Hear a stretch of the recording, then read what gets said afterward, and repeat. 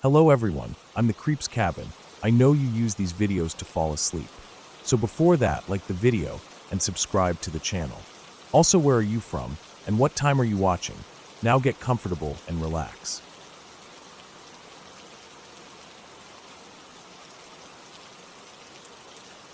When I think back to my childhood, there are a lot of small memories that blur together like colors smudged by rain on a window.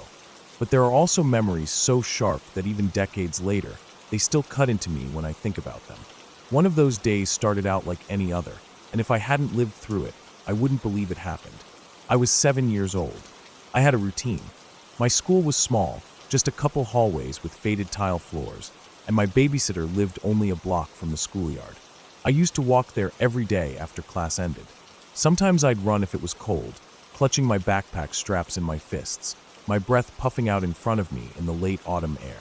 Sometimes I'd take my time, scuffing my shoes in the gravel beside the cracked sidewalk, looking at the maple leaves and wondering how something could be so red it almost looked fake. That day it was chilly. The sun was already starting to dip low even though it wasn't that late, and I remember feeling the cold wind sting my cheeks. I was walking the same way I always did, past the low fence that bordered the church parking lot, past the big oak tree with its bare branches stretching up like thin fingers. My backpack was heavy with old library books. I was staring down at my feet, watching them hit the pavement one after the other, just thinking about the snack my babysitter might give me when I got there. She always had peanut butter crackers, or those little chocolate cookies that left brown smears on your fingers. I was hungry. That was all I was thinking about. Nothing seemed out of place. Nothing seemed wrong. Then I heard a car engine. I didn't even look up at first. Cars passed that street all the time, but I noticed the car slowed down as it came closer. I looked up and saw a white sedan rolling up beside me on the road, matching my pace. I can still see the rust around the bottom edges of the doors, the peeling paint near the back wheel well. The window on the driver's side was rolled down, and I saw a man leaning towards it, his arm hanging out casually like he did it all the time. He had brown hair, sort of long and unwashed, sticking out from under a baseball cap. His beard was patchy and thin. His eyes looked so dark, I couldn't tell what color they were. At first, I just stopped walking. My knees felt like they locked up all on their own. My backpack slipped a little off one shoulder, but I didn't even fix it. He started waving his arm, motioning for me to come closer, and his voice was sharp and loud when he shouted over the sound of the car engine. "Come here. Come here." My heart felt like it flipped over in my chest. I just stood there, frozen on the sidewalk, gripping my backpack straps so hard that my knuckles turned white. I didn't move. I didn't say anything. I just shook my head over and over again, feeling tears start to well up in my eyes, even though I wasn't crying yet. I remember thinking if I cried he might get out of the car, and I didn't want to see him move, didn't want to see him walk towards me. I just kept shaking my head no, no, no. His face twisted in a strange way, like he was disgusted or angry or maybe disappointed. I still can't tell. He looked at me for a long time, not saying anything, before he finally spoke again. His voice was lower that time, almost like he was saying it to himself, but I could still hear it. "Stay away from Christina." Then he stepped on the gas, and the car rolled away down the road. I watched the back of it get smaller until it turned a corner and disappeared. I stood there on the sidewalk for what felt like forever, my legs shaking so badly I thought they would give out. The wind felt colder all of a sudden. My face felt hot, but my fingers were numb. I don't know how long I stood there before my body moved again, but when it did, I ran. I ran the rest of the way to my babysitter's house without stopping, my backpack thumping against my back, my lungs burning from the cold air and fear. When I got there, she asked me why I was so out of breath, and I told her I just wanted to get there fast. I didn't tell her about the man. I didn't tell my parents either. I don't know why I didn't. Maybe I thought I'd get in trouble for stopping on the way. Maybe I thought they wouldn't believe me, or that telling them would make it worse somehow. I just kept it to myself. After a while, I stopped thinking about it. It became one of those small, blurry memories pushed to the back of my mind. I still saw Christina at school. She was one of those friends who could make you feel like you were the most special person in the world one day and make you feel like you didn't exist the next. I never understood her. She was pretty and always had her hair braided perfectly. Sometimes she'd share her colored pens with me.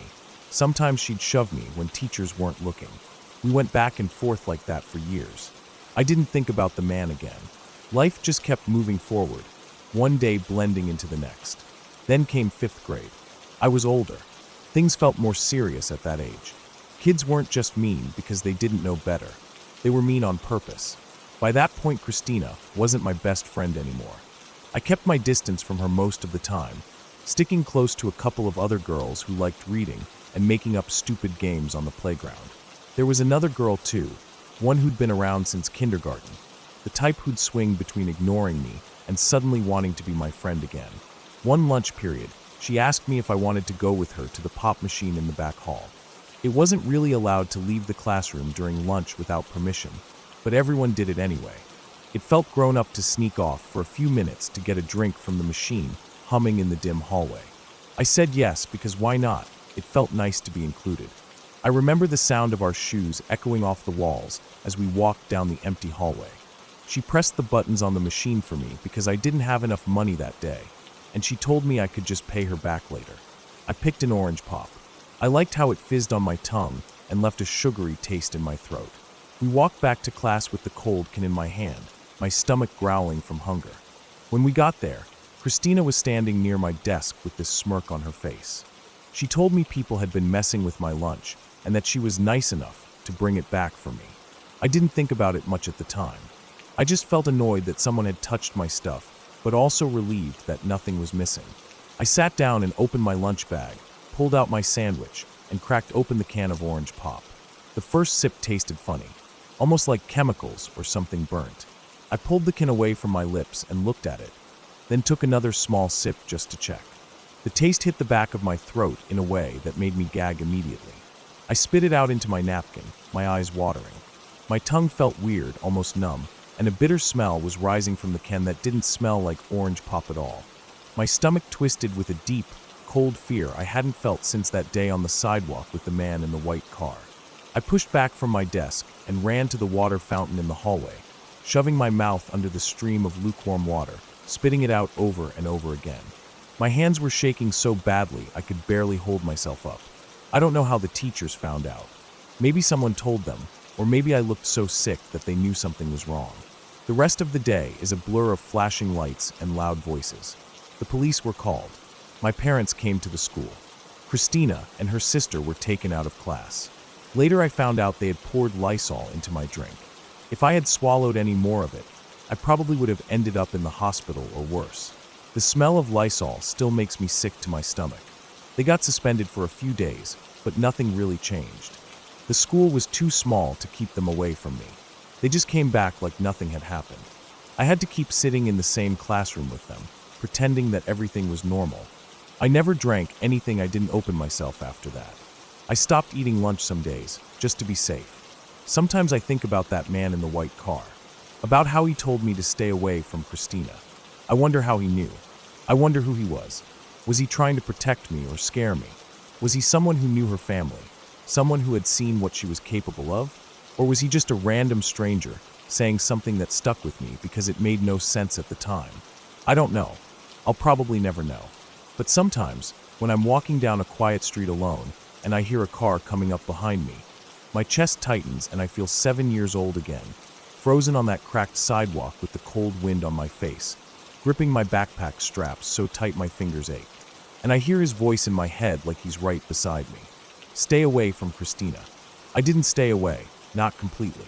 I went on being her friend sometimes, letting her back in, forgiving her every time she hurt me until that last day when forgiveness wasn't an option anymore. Even now, years later, I wonder if she ever thinks about what she did to me. I wonder if she even remembers. But I remember. I remember the taste of Lysol in my mouth and the way my throat burned with fear. I remember the feeling of my heart hammering against my ribs as I ran to my babysitter's house. I remember the way that man looked at me like he knew something I didn't, something I wasn't ready to understand yet. And most of all, I remember how easy it was to go from feeling safe to feeling like your whole life could end in a second, all because of someone else's choice. It's a memory I carry with me wherever I go, a reminder that there are some things you never see coming until it's too late to run.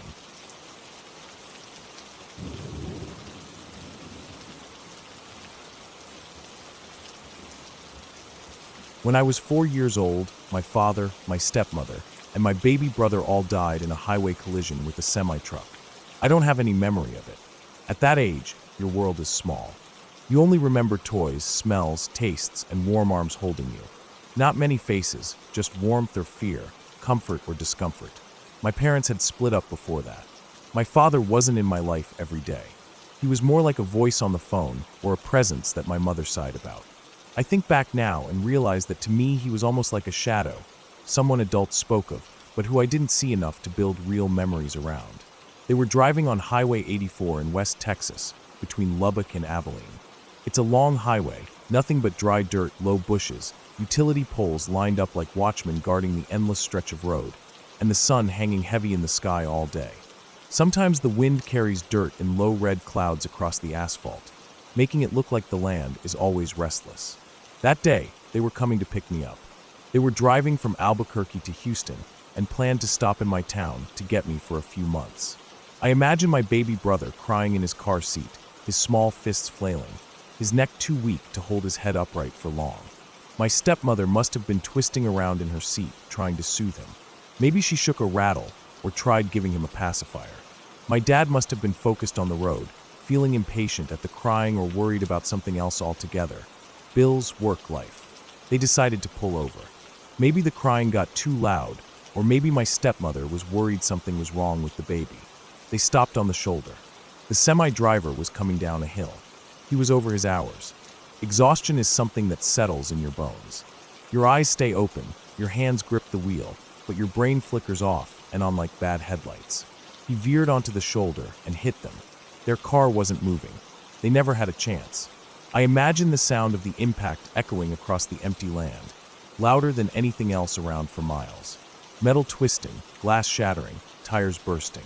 Then fire. That kind of fire burns hot, black smoke rising into the sky.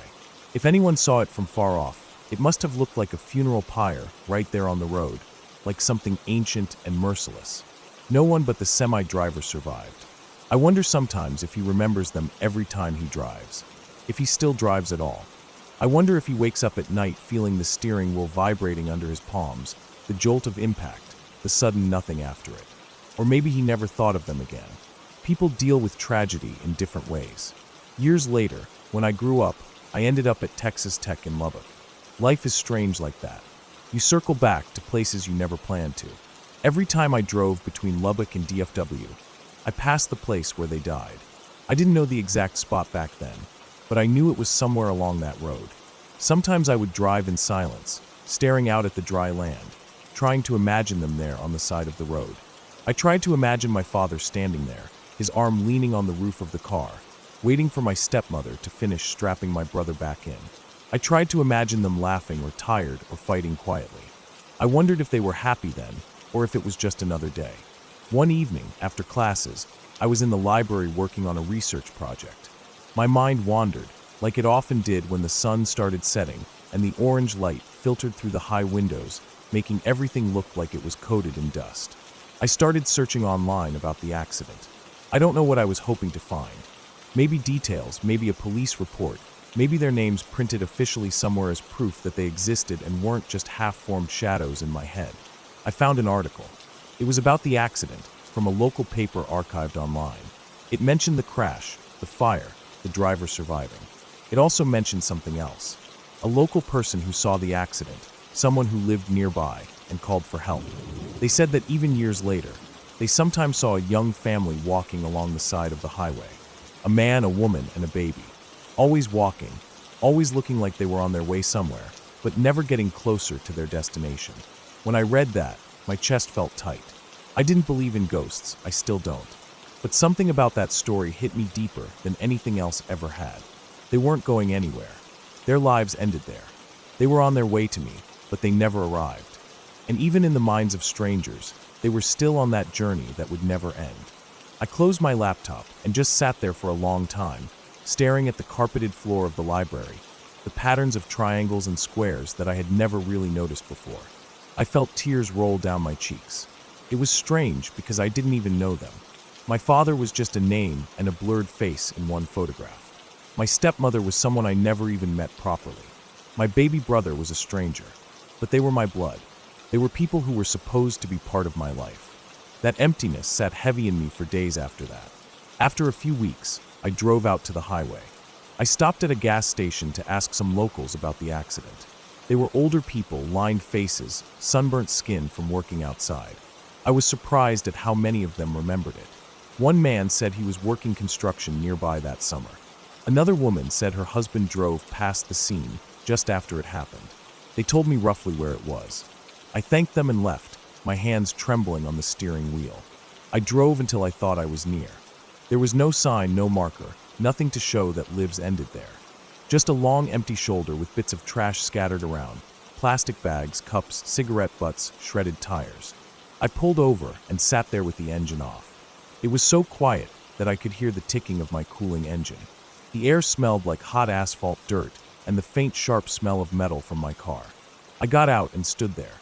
The wind blew my hair across my face. I looked around. There was nothing to see, just the road, the dry grass, a fence running along the far side of the shoulder, some cattle grazing far in the distance. But I imagined them there. My father holding my baby brother, my stepmother brushing her hair out of her eyes, the car door open, the hot wind rushing in. I imagined them turning and seeing the truck coming down the hill.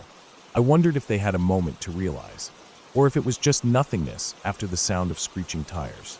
I stood there for a long time. Cars drove past me, shaking my car slightly with each gust of air. I wondered if any of them noticed me standing there, and what they thought. Probably nothing. Just another person stretching their legs on a long drive.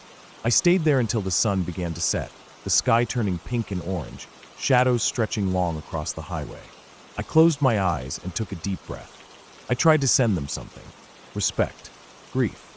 A recognition of their lives. I felt my chest tighten again, that deep, empty feeling. They were coming to pick me up. They were coming to take me for the summer. Maybe my baby brother would have sat next to me in the back seat. Maybe my father would have shown me how to skip rocks across a pond. Maybe my stepmother would have taught me how to braid hair. But none of that happened. They were just gone. Eventually, I got back into my car. I started the engine and pulled back onto the highway. As I drove away, I kept looking at the side mirror until the spot disappeared behind me. I drove in silence for a long time, my eyes blurry from tears. The land rolled by, flat and empty, the fence poles flicking past rhythmically like the ticking of a clock. I still drive past that stretch of highway sometimes. Each time I feel that same tightness in my chest. I think about exhausted drivers, about the decisions that take a life in a split second. I think about how people keep moving forward after loss, how we carry the dead with us without realizing it. They become shadows in our minds, reminders of roads not taken, words never spoken, hugs never given. Years later, I still don't have memories of them, just their absence. Just the knowledge that my father had a favorite song I never heard him sing, that my baby brother never learned to walk, that my stepmother probably had dreams that no one remembers now. The only thing left is the empty space they should have filled in my life. Sometimes when I'm driving late at night, my headlights cutting through the darkness, I think about them. I think about how fragile life is, how the road stretches on endlessly in front of you until suddenly it doesn't. I think about how they never made it to their destination, how they died trying to come see me. I think about the people who saw the crash, the people who said they sometimes see them still walking along the highway, always trying to reach somewhere they never will. And in those moments, I grip the steering wheel tighter. I keep my eyes open. I stay awake, because I know that each second, each mile, is a gift that can disappear without warning. And I drive on, with the shadows of people I never knew riding silently with me down the long, dark road.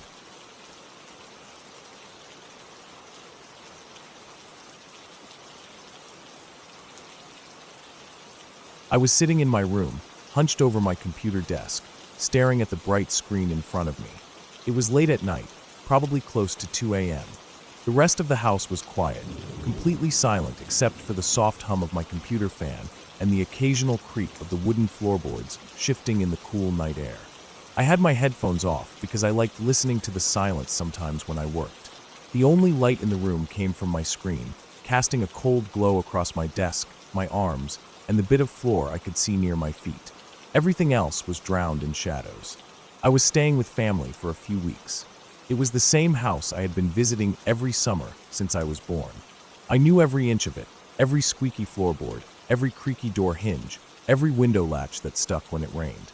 Even with that, I still tried to be as quiet as possible at night, especially when getting up for the bathroom. I didn't want to wake up my cousins or uncle or aunt. I felt like a guest even though I was treated like family.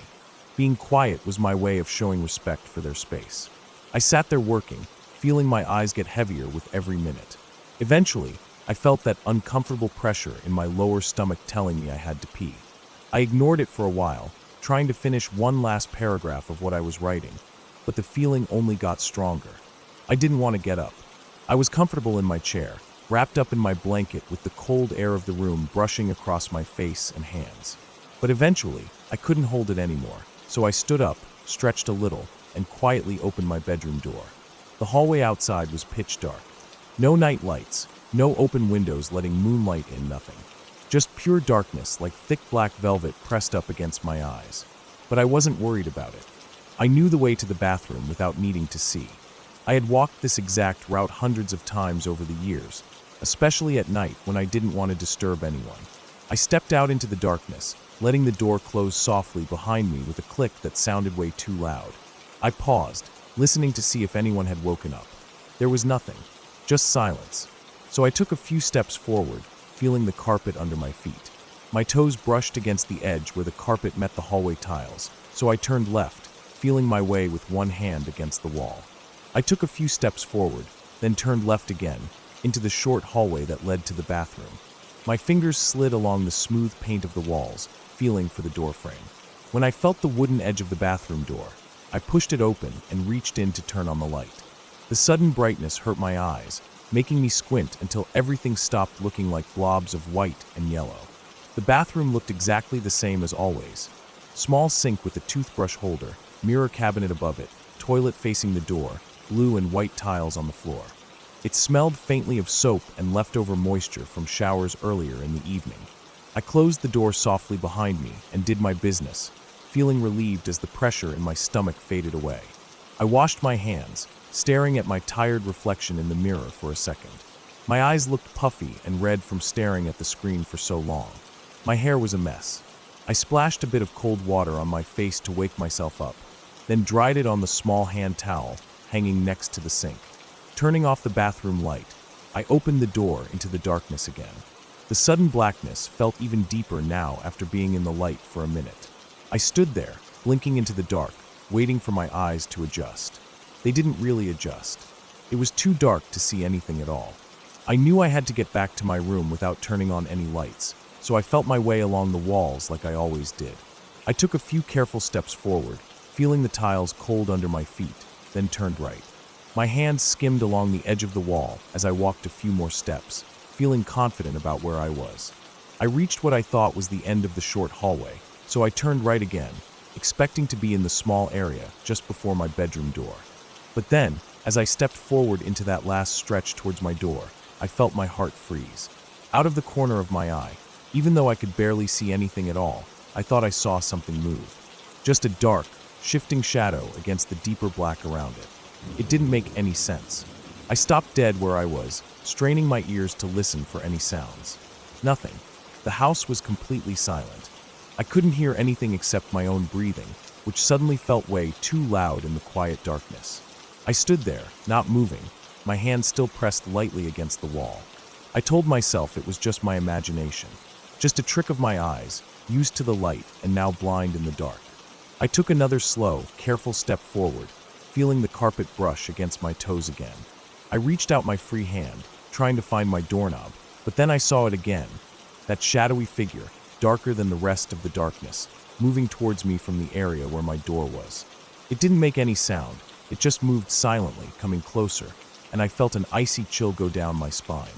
I froze again, my whole body stiff with fear. My heart was beating so hard I could feel it thumping against my ribs. I felt panic bubbling up inside me, filling up my chest and throat like I was about to choke on it. I had no idea what I was seeing, but it was the creepiest thing I had ever felt since I was a kid having nightmares about my dad trying to hurt me. I felt like a little kid again in that moment, like I was trapped in a nightmare I couldn't wake up from. I stood there, unable to move, feeling like my legs were made of stone. I thought about turning on my phone flashlight, but it was in my room charging. I thought about calling out for someone to come help me, but my throat felt tight, and I didn't want to wake anyone up if this was just me being stupid in the dark. I took another tiny step forward, my hand reaching out blindly, and the shadow moved again, towards me, growing bigger and darker, right in front of my face. It was so close I could feel my body reacting, goosebumps rising all over my arms and neck. My fingers brushed against something cold and hard and smooth. My heart felt like it stopped for a second. I flinched back, my mind screaming at me to run, but then I paused. I moved my hand slowly across the surface in front of me, and suddenly, it all made sense. My fingertips slid across cold glass. I leaned forward just a little, and my nose bumped lightly against it too. That's when I realized I wasn't in front of my door at all. I had completely missed my second right turn in the dark. I was standing right in front of the large mirror that hangs on the hallway wall next to my door at a 90-degree angle. The shadowy figure moving towards me was just my own reflection, barely visible in the pitch black, only moving because I was moving.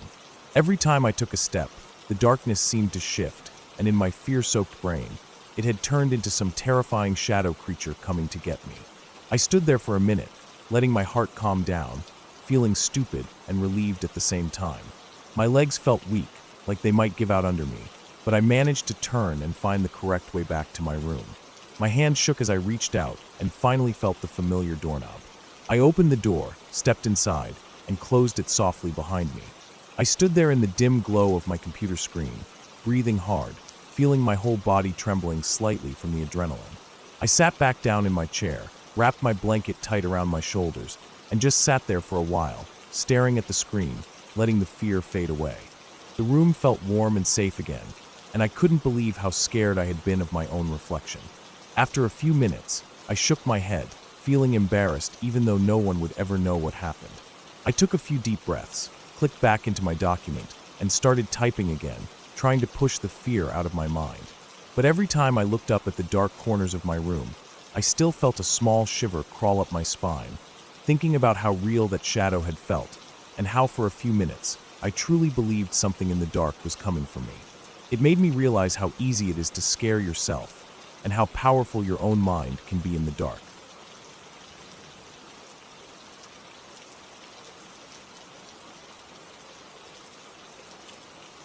When I was about 8 years old, I used to think of school as a safe place.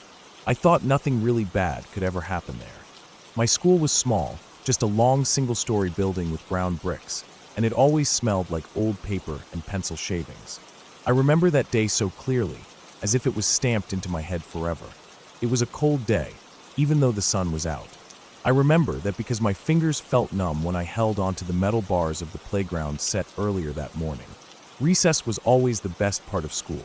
The teachers would line us up, lead us out the back doors, and we would all burst free like animals that had been locked up too long, running to the swings, slides, or just the grass to play tag.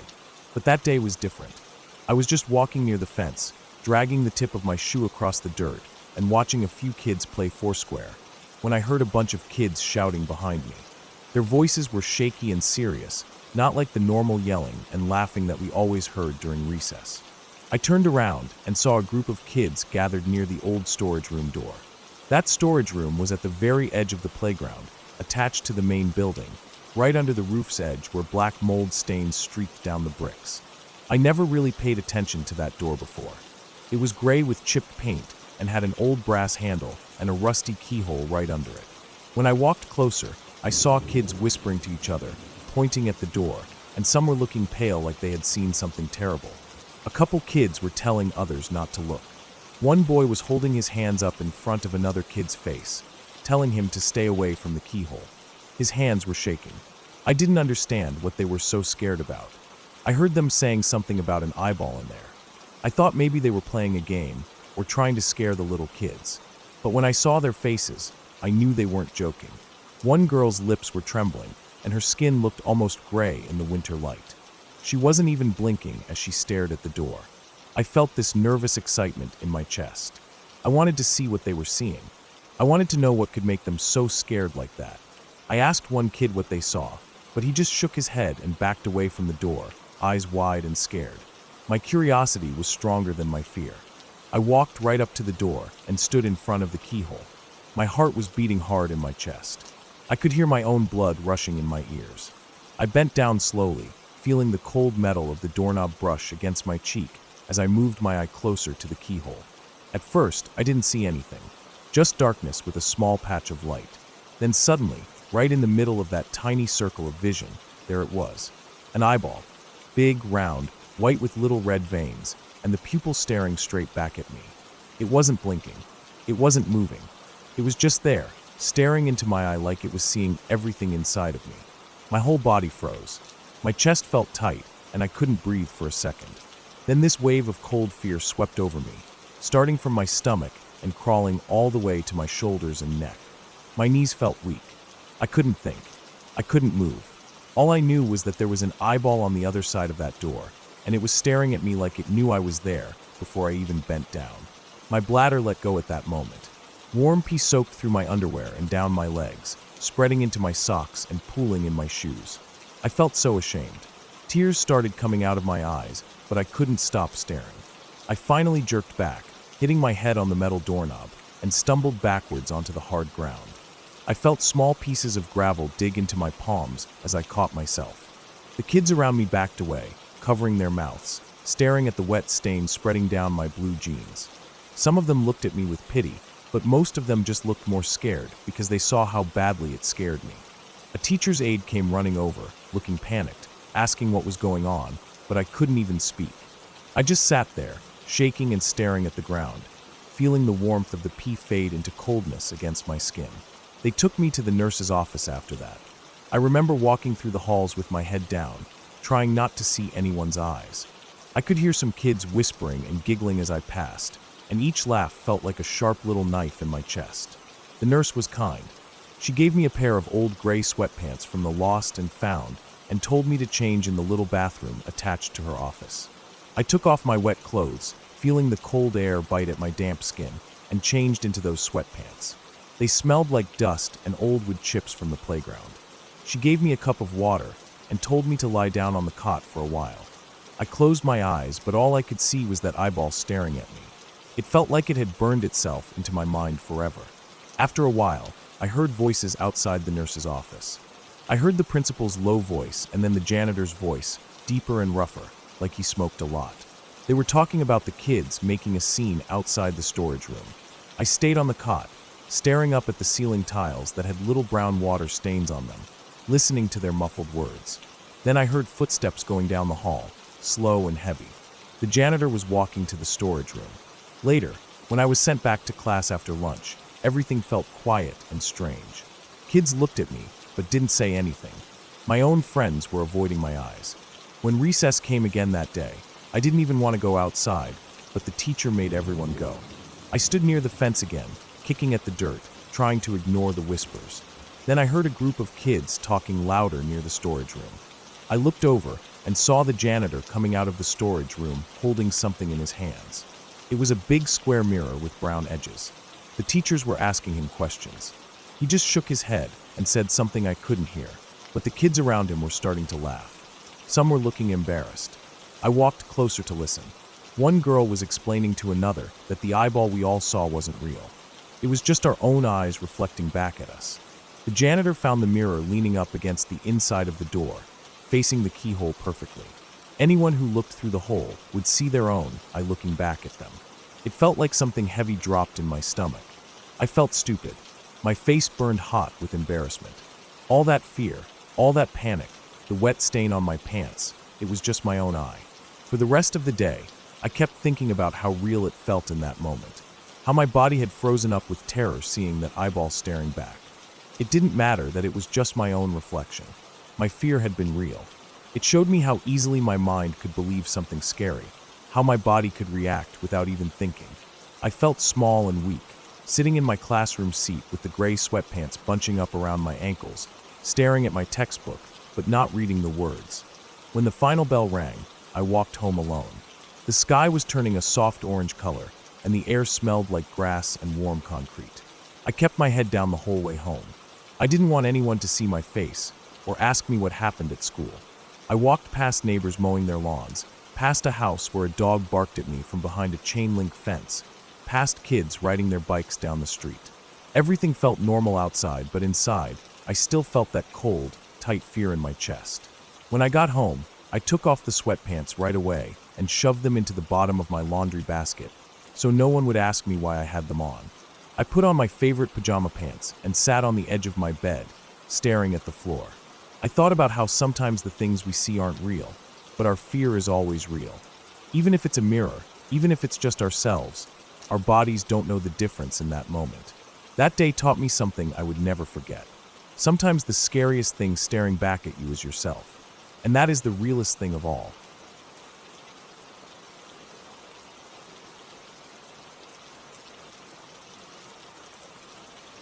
When I was a kid, I lived in this small apartment with my mom. It wasn't anything fancy, just a two-bedroom place on the third floor of a long, rectangular building that smelled like old paint, cigarettes, and dust in the hallways. Our door was the chipped beige color with the number 307 nailed crooked on the front. The carpets in the halls were brown with weird red floral designs that never looked clean, no matter how many times the janitor vacuumed them. I remember it always felt colder near the stairwells, like the walls were thin there or something, and the lights flickered with that buzzing hum you get in cheap buildings. My mom worked a lot. She had 2 jobs back then, one at a bakery and another cleaning offices after they closed. I spent most afternoons alone after school until she came home around 6. She was always tired, her hair smelling like flour or chemicals depending on which job she was coming from. But she always tried to be nice to people, even if she barely had energy left for herself. That's probably why she became friends with the woman who lived downstairs. Her name was Melissa. At least that's what everyone called her. She was probably in her late 30s or early 40s, with curly dark hair that was going gray at the roots. She was short and always wore big sweaters, even in summer, like she was trying to hide herself inside them. I didn't know much about her except that she lived alone and hardly ever went out. Sometimes I saw her sitting on the steps outside, smoking, staring at the parking lot like she was watching a movie no one else could see. One morning my mom ran into her in the hallway when we were coming back from grocery shopping. I remember I was holding a bag of potatoes and the handle was cutting into my fingers. My mom stopped to say hi to her, asking how she was doing, and she started crying right there in front of us. Just quiet tears sliding down her face. My mom put the groceries down and hugged her. I remember standing there with the bag digging into my hands, looking at the stains on the hallway carpet while they talked in soft voices. After that, Melissa started coming up to our apartment. My mom would invite her for coffee or tea, sometimes even dinner if she made extra. She always told me to say hi and be polite, but I didn't know what to say to her. She never really looked at me when she was there. She just sat at our small kitchen table, holding the mug in both hands, staring down into it like she was reading something at the bottom. Some days I would sit in the living room doing my homework while they talked. My mom would ask her questions about her day or her work, but Melissa didn't work. She used to work at a store but quit when her girlfriend moved in with her. Then her girlfriend left, and she just stopped leaving the apartment. My mom tried to tell her to go for walks, get fresh air, but Melissa only nodded and said she was fine. I remember how small her voice was, almost like a whisper, even when she was talking normally.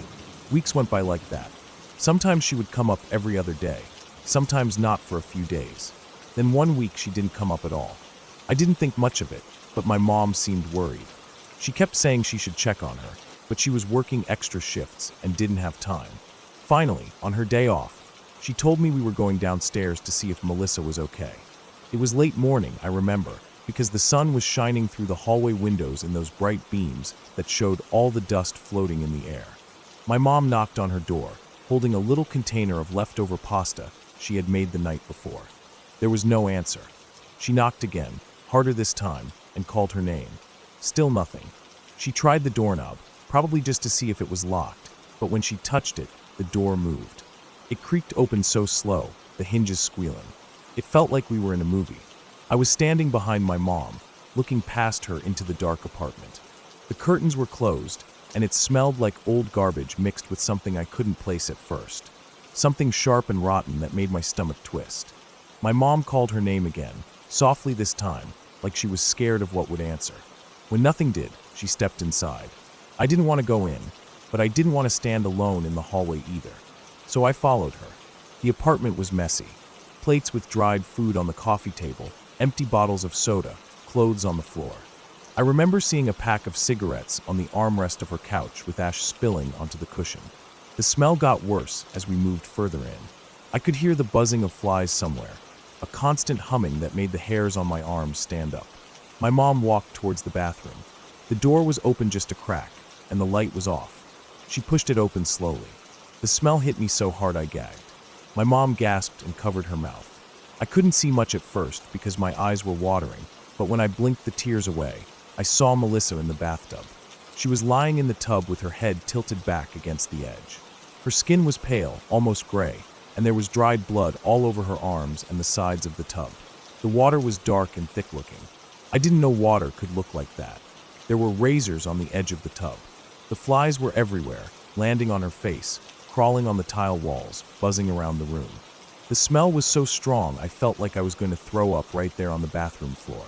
My mom started crying quietly. She backed out of the bathroom and grabbed my hand, pulling me away. We walked out of that apartment so fast I barely remember it. The hallway felt too bright when we stepped back into it. My mom called the police from our apartment. I sat on the couch while she talked to them, staring at the floor, my ears ringing with the sound of those flies. When the police came, they asked some questions, then told us to stay upstairs. Later I saw them wheeling out a black bag on a stretcher. Her apartment door stayed open for hours while they worked inside. I kept thinking about how she was always so quiet, how she never really looked at me, how she stared into her coffee like she was lost in it. That night I couldn't sleep. I lay in bed listening to the sounds of cars outside, the hum of our old fridge in the kitchen, my mom crying softly in her room. She came to check on me at some point. I remember she sat on the edge of my bed and stroked my hair. She told me not to be scared, that Melissa was our friend, so she wouldn't haunt us. I didn't say anything. I just lay there, staring at the ceiling, thinking about how cold her skin looked in that tub, thinking about the flies crawling on her face, thinking about how lonely she must have felt, sitting there for days while no one knew. After that, things felt different in the building. People whispered in the hallways. They cleaned out her apartment, and new people moved in after a while, but I never forgot what we saw that day. I couldn't walk past her door without feeling that smell crawl back up into my nose. Couldn't look at bathtubs the same way again. I started checking on people more after that. Even as a kid, I'd knock on my friends' doors if I hadn't seen them for a few days. I didn't want to find anyone like that ever again. I didn't want to feel that smell in my throat or see that emptiness in their eyes. Years later, when we moved out of that apartment, I remember looking back at the building as we packed the last boxes into the truck. The windows all looked the same, blank and silent, but I remembered exactly which one was hers. For a moment I thought I saw her sitting by the window, looking out at us with that sad, quiet face. But I blinked and there was nothing there. Just dusty glass reflecting the gray sky. We drove away and I didn't look back again. But even now, sometimes when I'm sitting in a bathtub and close my eyes, I see her there. Not as a ghost, not floating or whispering in the dark, just lying there in that water, alone and silent, the smell of blood and rot filling the air. And I think about how loneliness can kill a person just as surely as anything else, how silence can be the heaviest thing in a room, how you can live right above someone and never really know them until it's too late.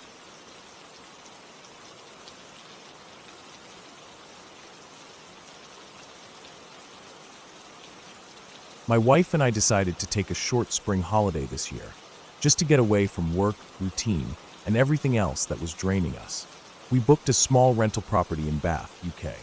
It was a quaint little place, nothing fancy, just a stone cottage with a single bedroom on the ground floor, a small kitchen, a bathroom, and a living area with an old wooden floor that creaked when you walked on it barefoot. Outside, there was a tiny gravel walkway leading to a black iron gate that opened onto the narrow street. The cottage sat attached to a row of similar rentals, and at the end of the row was a small park. The street itself was quiet, lined with parked cars and old street lamps that cast yellow light at night. During the day, Bath was alive with tourists and students, but at night it felt like everyone went home and the streets emptied out. I liked that. I liked the quiet. I liked the feeling of being away from everything familiar. But looking back now, I realize that silence can be its own kind of horror. We arrived there on a Wednesday afternoon. I still remember the smell of damp stone as we opened the old wooden door. The place was cold when we first stepped inside, the kind of cold that clings to stone walls. My wife dropped her bag by the couch, and immediately went to open the small kitchen window to let in fresh air. I carried our 2 suitcases to the bedroom, which was just off the living room down a tiny hallway with an uneven floor that dipped in the middle. The bedroom was small, just wide enough to fit a double bed, 2 small nightstands, and a narrow wardrobe against the far wall. The window was only a foot above ground level, looking straight out at the gravel walkway and the gate. The first time I saw how close it was to the walkway, I thought to myself that if someone walked by at night, they could probably hear us breathing inside. We spent the rest of that day walking around Bath. We went to a small cafe near Pulteney Bridge and had cappuccinos and shortbread biscuits. We wandered through old bookshops and stopped by the grocery store to get food for dinner. As the sun set, the temperature dropped even further, and we hurried back to the cottage, carrying a bag of groceries, a bottle of wine, and a loaf of fresh sourdough bread wrapped in brown paper. I cooked pasta while she set up her laptop on the table to watch a show later. We ate dinner quietly, the sound of our cutlery against the ceramic plates filling the room. After dinner, we sat on the couch and watched 2 episodes of the show before deciding to go to bed. We were both exhausted from walking all day. I brushed my teeth, washed my face, and crawled under the thick duvet, feeling its heavy weight pressed down on me. The room was so cold I could see my breath when I exhaled. I don't know what time it was when I woke up. It was dark in the room, except for a sliver of yellow light coming in through the edge of the curtain from the street lamp outside. My wife was asleep, her breathing slow and calm. I was lying on my left side facing the window, half awake and half drifting back to sleep, when I heard it. First it was the sound of metal scraping lightly. It was so faint I thought it might be part of a dream. But then I heard it again, clearer this time. The sound of the gate latch lifting, and then the gate itself opening slowly with a quiet squeak, as if someone was trying to make it move without any noise. My eyes snapped open. My heart began to beat so hard I could feel it pulsing in my neck. I lay there completely still, listening. The gate closed softly. Not slammed, not even pushed shut. Just softly, like someone easing it closed to avoid making any noise. Every single hair on my arms and neck stood on end. The room felt even colder than before. I strained my ears, listening for anything. I heard nothing for a few seconds, and then came the unmistakable sound of footsteps crunching on the gravel. Slow, careful footsteps, like someone was trying to move without being heard. But gravel betrays every step. I felt a sick feeling in my stomach. It was right outside our window. I held my breath, listening for each step. The motion sensor light clicked on with a faint electrical buzz. It lit up the walkway, casting a bright white glow through the thin curtain. I saw a shadow move across the curtain, fast and sudden, like whoever it was had darted out of the light beam. I didn't even think. My body moved before my mind could catch up. I threw the duvet off me and swung my feet onto the cold wooden floor. I could hear my wife stirring behind me, half asleep and mumbling something, but I didn't focus on her. I walked out of the bedroom and into the dark kitchen. My eyes adjusted fast. The moonlight coming through the small kitchen window lit up the countertops enough for me to see the knife block by the sink. I grabbed the largest knife, gripping it so hard my knuckles went white. My heart was pounding so loud I felt dizzy for a moment. But I held onto the counter, closed my eyes, and took a deep, silent breath. I walked to the front door and stood with my back against the wall next to it. The cottage was silent. I could hear the old clock ticking in the living room. I could hear my own breathing, ragged and fast. I waited there for what felt like 10 minutes, but it was probably just 1 or 2. The motion light outside clicked off, and darkness returned. I listened for footsteps, for any sound at all. But there was nothing, just silence. Deep, suffocating silence. Then suddenly, the silence broke with the loud sound of someone running fast on the gravel. The footsteps were frantic, crunching louder and louder as they reached the gate. I heard the gate being thrown open so hard it hit the stone wall beside it with a metallic bang. Then it slammed shut again. I could hear the footsteps fading down the street. They ran and ran until I couldn't hear them anymore. I stood there frozen, the knife still clutched in my hand. My breathing was ragged, my chest heaving with each breath. I felt a drop of sweat run down my back. The cold air felt even colder against my wet skin. My wife came out of the bedroom then. She was pale, her hair messy from sleep. She told me that she had seen the shadow outside our window too, right when the motion light turned on. She said the person had just stood there for a second before ducking away from the light. And when the light turned off again, she heard them running away. We stayed awake the rest of the night. I sat in the living room, staring at the front door with the knife resting on my lap, while my wife made us cups of tea with shaking hands. Neither of us spoke. We didn't need to. The silence said everything. The realization that someone had walked right up to our window in the middle of the night while we slept left a sour taste in my mouth. I kept thinking about what could have happened if the light hadn't turned on, if the person had decided to break the window, if they had tried the front door, if I hadn't woken up at the exact moment I did. The rest of the trip felt uneasy. Every night after that, I propped a chair against the front door and kept the knife by my side of the bed. Every sound outside made me flinch awake. I kept picturing the shadow against the window curtain, the quick movement, the silence afterwards. It stayed in my mind like a stain I couldn't scrub out. On the morning we left, I walked outside to put our bags in the car. I stood for a moment by the gate, looking at the gravel walkway, at the street beyond it, at the neighboring cottages. Everything looked so normal in daylight. Birds were singing. A woman across the street was watering her flower boxes. A man walked his dog past me, nodding good morning. But all I could think about was the person who came in the dark. The way they moved so silently, the way they tried to hide, the way they ran when they realized they'd been seen. I kept thinking about their intentions, what they wanted, why they came to our window, what they would have done if I hadn't gotten up. That day we drove back home in silence for the first half of the journey. My wife dozed off against the passenger window while I drove down the winding roads out of Bath. I kept replaying everything in my head. I still do sometimes. Even now, sitting at my desk, thinking about that night makes my arms prickle with goosebumps. I never saw their face. I never heard their voice. I don't know what they were planning to do, but I do know that I almost stabbed someone that night. I was ready to, completely ready. And that thought sits in my chest like a stone, heavy and cold. Because whoever that person was, they weren't supposed to be there. And I wasn't supposed to be standing in a dark kitchen with a knife in my hand, waiting for a stranger to come through my door. But that's what happened. That's exactly what happened. And no matter how far away I am from that cottage now, no matter how many months go by, I still feel that cold night air on my skin. I still see that shadow move against the curtain. I still hear the gravel crunching under silent footsteps. And I still grip the knife in my mind, ready to protect the woman I love, knowing that sometimes the real monsters in this world walk on 2 feet, just like you and me.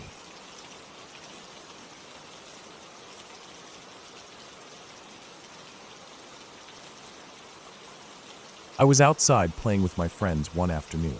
The air was warm but not too hot, just that perfect quiet day feeling when you don't have any worries and you're just out with your friends running around. We were all about 9 or 10 years old. My friends lived in a small neighborhood with a few houses spread out down the road, not like a busy town street. There were open yards, some trees, and the road ran straight with small dips and rises. Their front yard was pretty big, with short grass and a wide driveway that curved up from the road to the garage. We had been playing tag at first, running back and forth across the yard, breathing hard, laughing, feeling that burn in your chest that actually feels good when you're a kid. Then we sat down on the edge of the driveway, sweating, catching our breath, pulling out grass to throw at each other. That's when I noticed the sound of a truck driving by. It was an old truck, not too loud but still had that deep engine hum. I didn't think anything about it at first. Trucks came down that road sometimes. It was normal, but then it came by again a few minutes later. The same truck, moving a little slower this time. I didn't really pay attention to the driver the first time, but now as it rolled past, I could see a man behind the wheel. He had a big dark hat on, like a baseball cap pulled down low over his forehead. I couldn't really see his face clearly, but I felt him looking at us as he passed. His truck rolled by almost in slow motion, tires crunching on the little bits of gravel that lined the edge of the road. As soon as he was past, we just went back to talking and flicking grass at each other. Then he came by again. This time it felt weird. I felt it in my stomach before I really noticed anything. The truck moved even slower. The man's window was down. He had his arm out holding something. At first I thought maybe it was a phone, but it was bigger and shaped different. I squinted at it.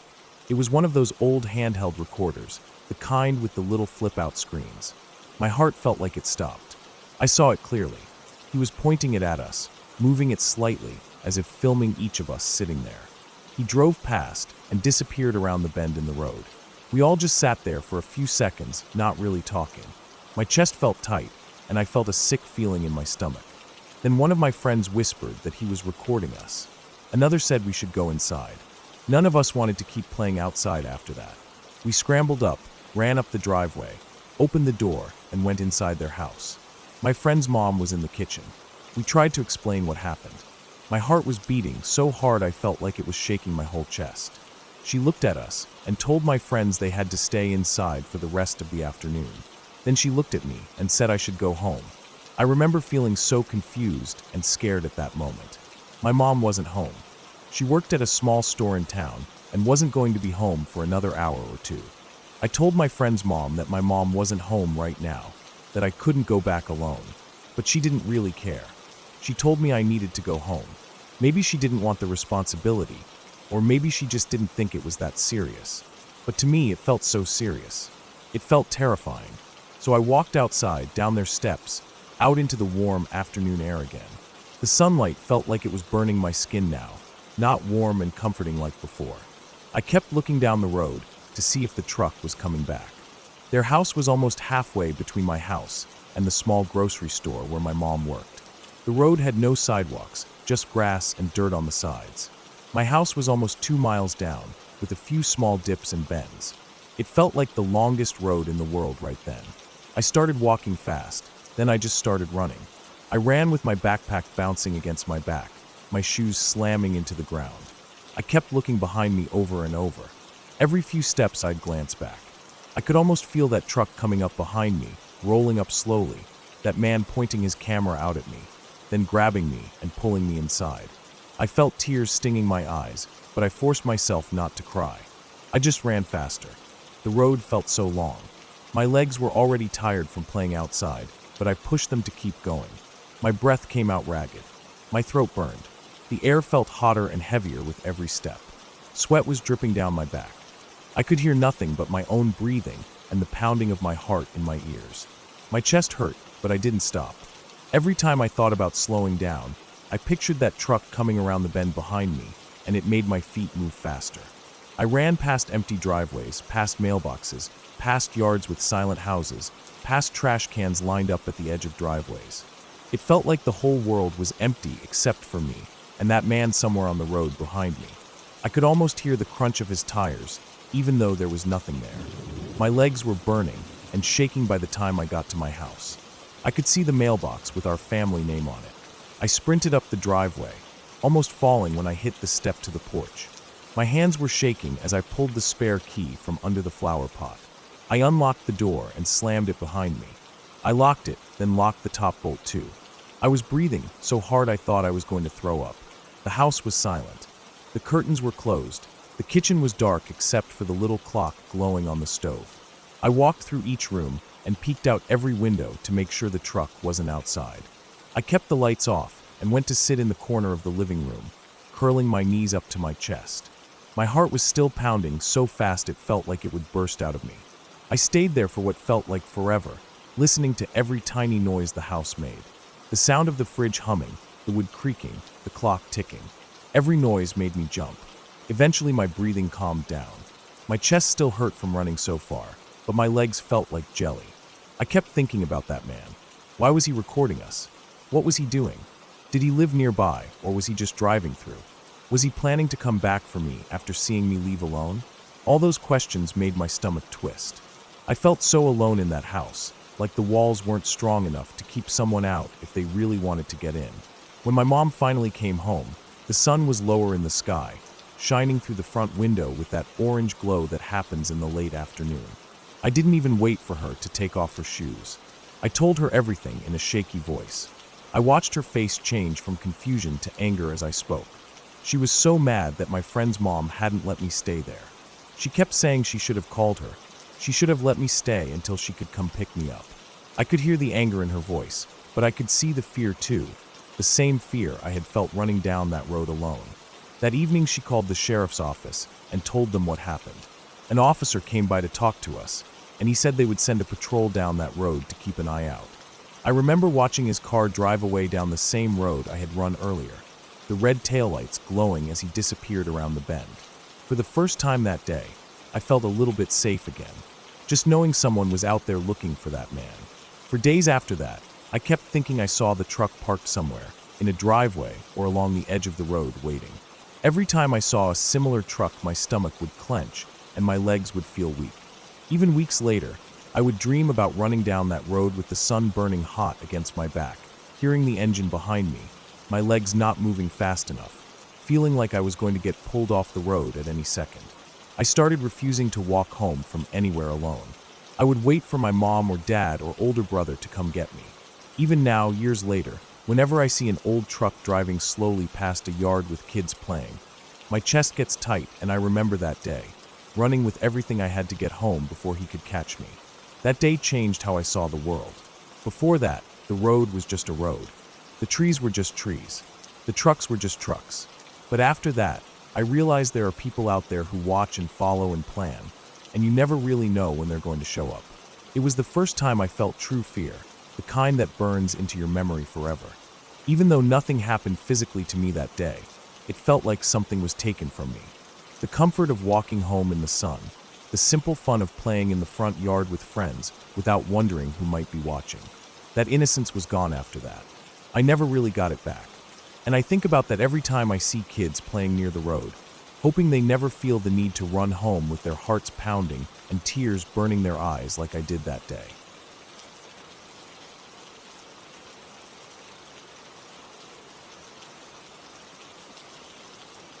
I woke up that morning feeling tired, even though I had slept for almost 8 hours. The sun was already rising, and light came through the thin curtains of my bedroom.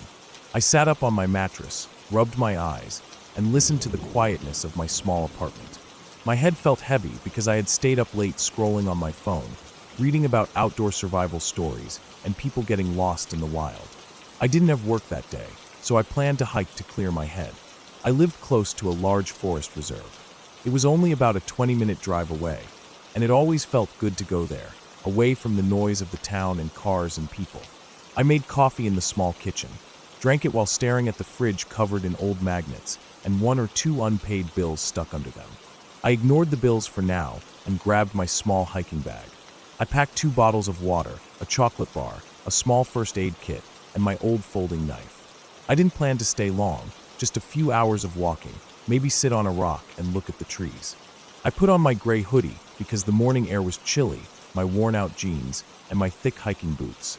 I locked my door and went downstairs. The building was quiet because most people had already left for work. I started my car, an old white Corolla that smelled of dust and stale perfume. I drove with the windows open because the air felt fresh and cold. On the way to the forest, I passed a row of small shops opening up, and a dog ran across the road, making me slow down. After 20 minutes, I turned off the main road onto the narrow gravel path that led to the forest reserve parking area. There was no gate, just an old wooden sign with the name of the forest and a list of safety instructions. I parked on the side under a big oak tree. No other cars were there. I felt glad because I liked being alone when I hiked. I got out, stretched my arms, adjusted my bag, and started walking down the trail. The trail was muddy from rain a few days ago, so my boots made sucking sounds as I walked. Birds chirped from high up in the trees, and I saw squirrels darting across the path to hide in bushes. The forest felt alive with insects buzzing and the smell of damp leaves and soil. I kept walking for about an hour, taking turns randomly because I knew these trails well. They were not complicated, and the paths connected in loops, leading back to the parking area. After a while, I started feeling hungry, so I stopped by a large fallen tree. It was covered in green moss, and the wood under the bark was dark and damp. I sat on it, took out my chocolate bar, and ate half of it while looking around at the thick trees. Sunlight came through in scattered beams, lighting up small patches on the ground. I finished eating, drank some water, and kept walking further away from the main trail. I wanted to explore a part one hadn't seen for a while. There was an old hunting cabin deep in the forest. I had only seen it once, about a year ago, when a friend showed it to me. The cabin wasn't used anymore, just a small wooden structure with broken windows and rotting steps. I kept walking towards where I remembered the cabin to be. The ground became uneven, with tree roots sticking out like veins. I had to watch where I stepped because I didn't want to twist my ankle. I walked for another 30 minutes, checking my phone's GPS map, but the signal was weak here. I didn't care because I felt confident I knew my way back. The trees became denser, and there was less undergrowth. The smell of damp wood grew stronger. Soon, I saw the cabin ahead, hidden among tall pines. Its roof was caved in on one side, and the wooden walls were dark and damp from years of rain. I stood a few feet away, staring at it. I decided to walk around it before going inside. On the back side of the cabin, I saw something strange. There was a deep hole in the ground, about 2 feet wide. It looked freshly dug. The dirt was piled next to it, and the edges were sharp and clean. I crouched down to look at it closely. It was at least 4 feet deep. I felt my chest tighten a bit. Who would dig a hole here, in the middle of nowhere? I stood up and looked around. The forest was silent now, except for the distant caw of a crow. A feeling of unease started creeping up my spine. I walked to the cabin steps. The wood cracked under my boots. The door was half broken, hanging off one hinge. I pushed it open gently and stepped inside. The air smelled of wet wood and mold. There was an old chair lying on its side, and a small metal stove rusted almost completely through. On the far wall, there was graffiti sprayed in red paint, but I couldn't read what it said because the wood was peeling off. The floor felt soft in places. I didn't want to stand there long, so I stepped back out and stood on the grass. I looked at the hole again. Something about it felt wrong. It wasn't old, and the dirt was moist and freshly dug up. My mind started thinking of all sorts of things. Maybe a hunter buried something here. Maybe it was for trash, or maybe something worse. I felt cold even though the sun was out. I turned away and decided to head back to the main trail. I didn't want to be near that cabin anymore. As I started walking back, I felt like I heard movement behind me.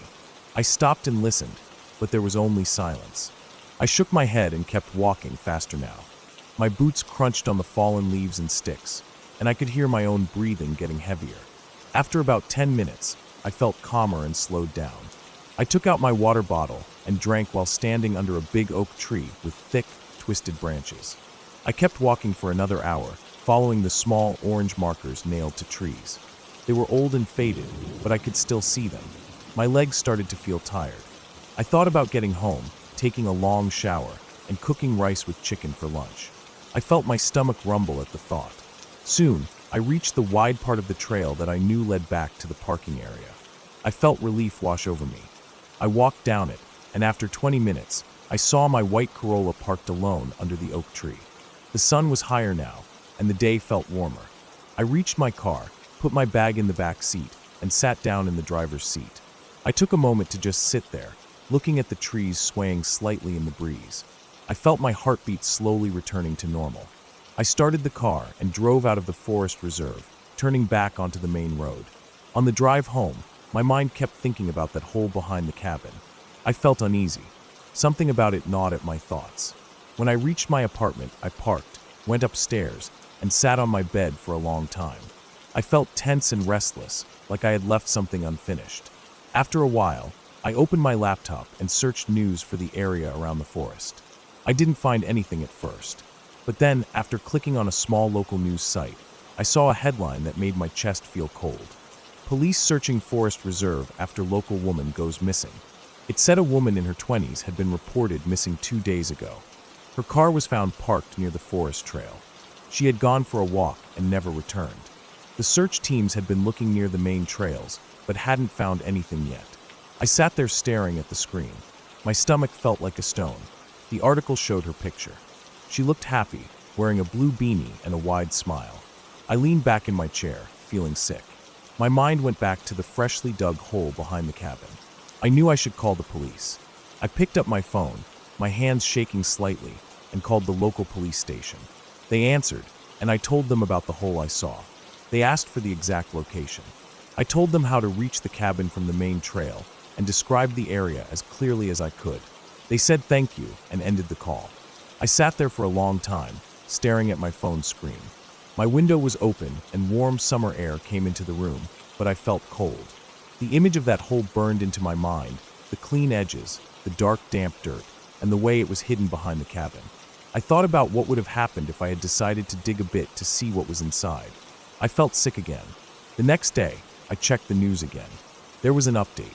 The missing woman's body had been found buried in a shallow grave near an old hunting cabin in the forest reserve. The police were treating it as a homicide and were asking for anyone with information to come forward. I felt my throat go dry as I read those words. My chest felt heavy, and I felt like crying even though I didn't know her. I thought about how close I was to that grave, standing just a few feet away, looking down into that dark hole without knowing she was there. That whole day, I felt sick to my stomach. I kept thinking, what if the person who did it had still been there while I was walking around? What if they saw me? What if they were watching from the trees when I stepped into the cabin or crouched to look at the hole? I felt cold all day thinking about that. I didn't go hiking for many weeks after that.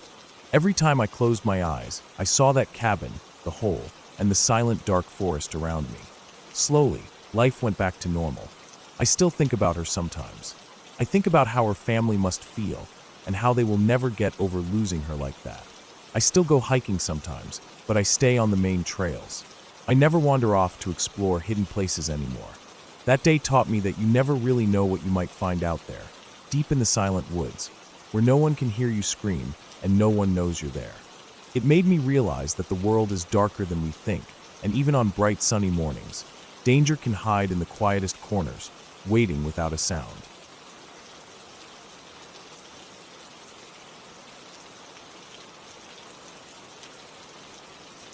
I woke up before my alarm went off. It was still dark outside.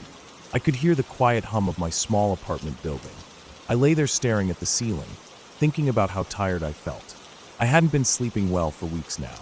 I had a job interview later that day, so I forced myself out of bed and walked into the kitchen. The cold tiles under my feet woke me up a bit more. I poured water into the kettle and turned it on. As I waited for it to boil, I leaned against the counter, feeling a heaviness in my chest that I couldn't shake. After my coffee, I took a quick shower and put on clean clothes. I checked my bag to make sure I had printed my resume. I looked at the clock. I still had an hour before I needed to leave, so I sat on the old brown couch in my living room. It sagged in the middle and smelled like old dust. I sat there staring at the blank TV screen for a while. The apartment was silent, except for the sound of the fridge humming and sometimes clicking. Eventually, I grabbed my keys and walked out into the hallway. It smelled like stale carpet. My neighbor's door was open a crack. I didn't see anyone inside, but their kitchen light was on. I walked down the stairs. The building was built in the 70s and hadn't been updated since then. The walls were yellowed and the wooden railings felt sticky. Outside, the air was already warm, even though the sun was barely up. I walked down the cracked sidewalk, past the small grocery store that always smelled like rotting vegetables.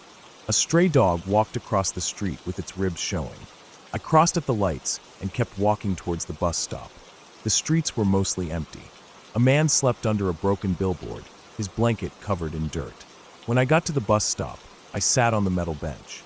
My back felt cold against it. The bus arrived after a few minutes, wheezing to a stop in front of me.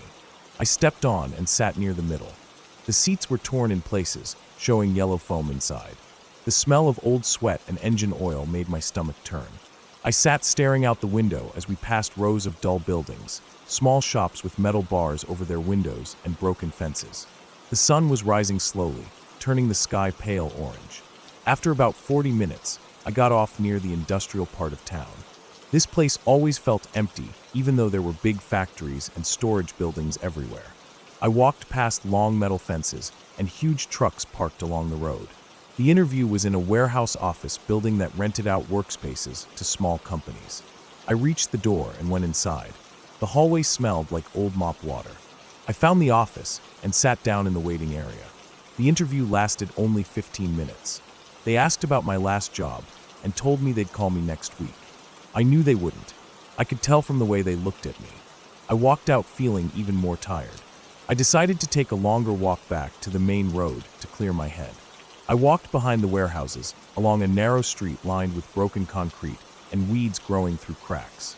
There were no other people around, only the distant sound of trucks reversing somewhere far away. As I walked, I noticed a narrow path between two fences. It looked like it led to a field behind the industrial area. I felt like walking somewhere quiet, so I squeezed through the gap. The fence was rusty and cold against my arms. I stepped onto a rough dirt trail that led into the field. There was trash everywhere, broken bottles, old plastic bags, rusted cans half buried in dirt. The field stretched far back towards a thin line of trees. Beyond that, I could see train tracks. I walked slowly, kicking at pebbles. The ground was dry and cracked under my shoes. As I got closer to the trees, I heard the faint sound of a train horn far in the distance. The air felt still and heavy. The trees looked thin and sickly, their leaves covered in a layer of dust. I stepped into the shade of the trees and felt some relief from the sun. The ground here was littered with fallen branches and more trash. There were old mattresses, broken chairs, and pieces of rotting wood scattered around. I kept walking deeper into the trees, following a thin path of flattened grass. I felt an odd sense of calm. The trees blocked out most of the sound from the roads and warehouses. All I could hear was the rustling of dry leaves and my own footsteps. After a while, I came across a small clearing. In the middle of it was an old, burned-out van. Its windows were shattered, and the tires were long gone. The inside was filled with old blankets, plastic bottles, and scraps of metal. It smelled like burned rubber and rot. I walked around it slowly, feeling the dry grass scratch against my ankles. As I stood there, I suddenly felt like I was being watched. The feeling came so fast it made my heart jump. I looked around but saw nothing except the thin trees and the field beyond. I told myself it was just my imagination, but the feeling wouldn't go away. I started to walk back towards the path, but I heard a faint crack behind me. I froze. The air felt like it thickened around me. I turned my head slowly, trying not to make noise. Behind the van, in the shadows, I saw a shape. It was a man. He stood very still, almost hidden by the van. His clothes were dirty and torn. His face was covered in dirt, and his hair was greasy and stuck to his forehead. He was staring at me. My stomach tightened so hard I felt like I was going to be sick. He didn't move, just kept staring. I took a slow step back. He stepped forward, coming out from behind the van. His hands were black with dirt. He had no shoes on, and his feet were caked in mud and dried blood. I turned and started walking quickly back down the path. I didn't run because I didn't want to make it obvious that I was scared. But my heart was hammering so hard I felt like it was shaking my chest. I could hear him walking behind me. His footsteps were heavy and slow, crushing dry leaves under him. I walked faster, almost tripping on a root sticking out of the dirt. The trees seemed to close in tighter around me. I could hear my own breathing getting faster and more shallow. After a minute, I glanced back. He was still there, only a few feet behind me. His eyes were wide open, unblinking, and his mouth was slightly open too. His teeth were dark and stained. I felt dizzy with fear. I forced myself to keep walking. I could see the edge of the trees ahead. I just had to get back to the field, then the warehouses, then the road. I kept telling myself that over and over. The footsteps behind me got louder. He was walking faster now, almost matching my speed. When I finally reached the edge of the trees, I broke into a run. The dry grass whipped against my legs as I sprinted across the field. I didn't look back. I could hear him running too, his feet slapping against the ground behind me. I ran as hard as I could, feeling like my lungs were going to burst. I reached the fence and scrambled through the gap, scraping my arms. I fell onto the cracked road on the other side, my palms burning from the rough concrete. I turned around. He was standing on the other side of the fence, staring at me through the gap. His chest was heaving up and down. I could hear his breathing even from where I was. It was ragged and wet sounding. He didn't try to come through the gap. He just stood there, staring at me with those wide, empty eyes. I got up and ran down the road towards the warehouses. My legs felt like they were going to give out, but I kept running until I reached the main road. When I reached the bus stop again, I sat down on the bench, shaking all over. My throat felt tight, and I couldn't catch my breath properly. I looked back down the road, but there was no sign of him. The bus came and I got on. The driver glanced at me, but didn't say anything. I sat at the back, holding my bag tight against my chest. I felt like I was floating, like none of it was real. But my scraped arms and burning palms reminded me it was. When I got home, I locked the door behind me and closed all the curtains. I sat on the floor in my living room, listening to the silence. My ears were ringing from how hard my heart had been beating. I sat there for a long time, staring at the stains on the old carpet. Eventually, my breathing calmed down. The sun moved across the sky and the light changed from pale yellow to orange, then faded into dark blue. I didn't sleep that night. I kept thinking about his eyes, wide and unblinking, and how he hadn't said a single word, just watching me, waiting. I realized later that he must have been living out there in the van or somewhere in those trees, surviving off whatever he could find. Maybe he thought I was trespassing on his space. Or maybe he was just waiting for someone to wander back there alone. The next morning, I packed up my things. I didn't have much. Just clothes, my small TV, and a few dishes. I called my cousin in another city and asked if I could stay with him for a while. He said yes. I left that afternoon and never looked back. I still think about that man sometimes, wondering if he's still out there, waiting behind that old burned-out van, watching the field for anyone else who dares to step into his quiet, hidden world. I think about how close he was to me, how easy it would have been for him to reach out and grab me before I could run. Every time I walk alone now, no matter where I am, I feel that same heaviness in my chest. That same feeling that someone is standing just behind me, staring, waiting for me to notice them. And I always walk a little faster, just in case.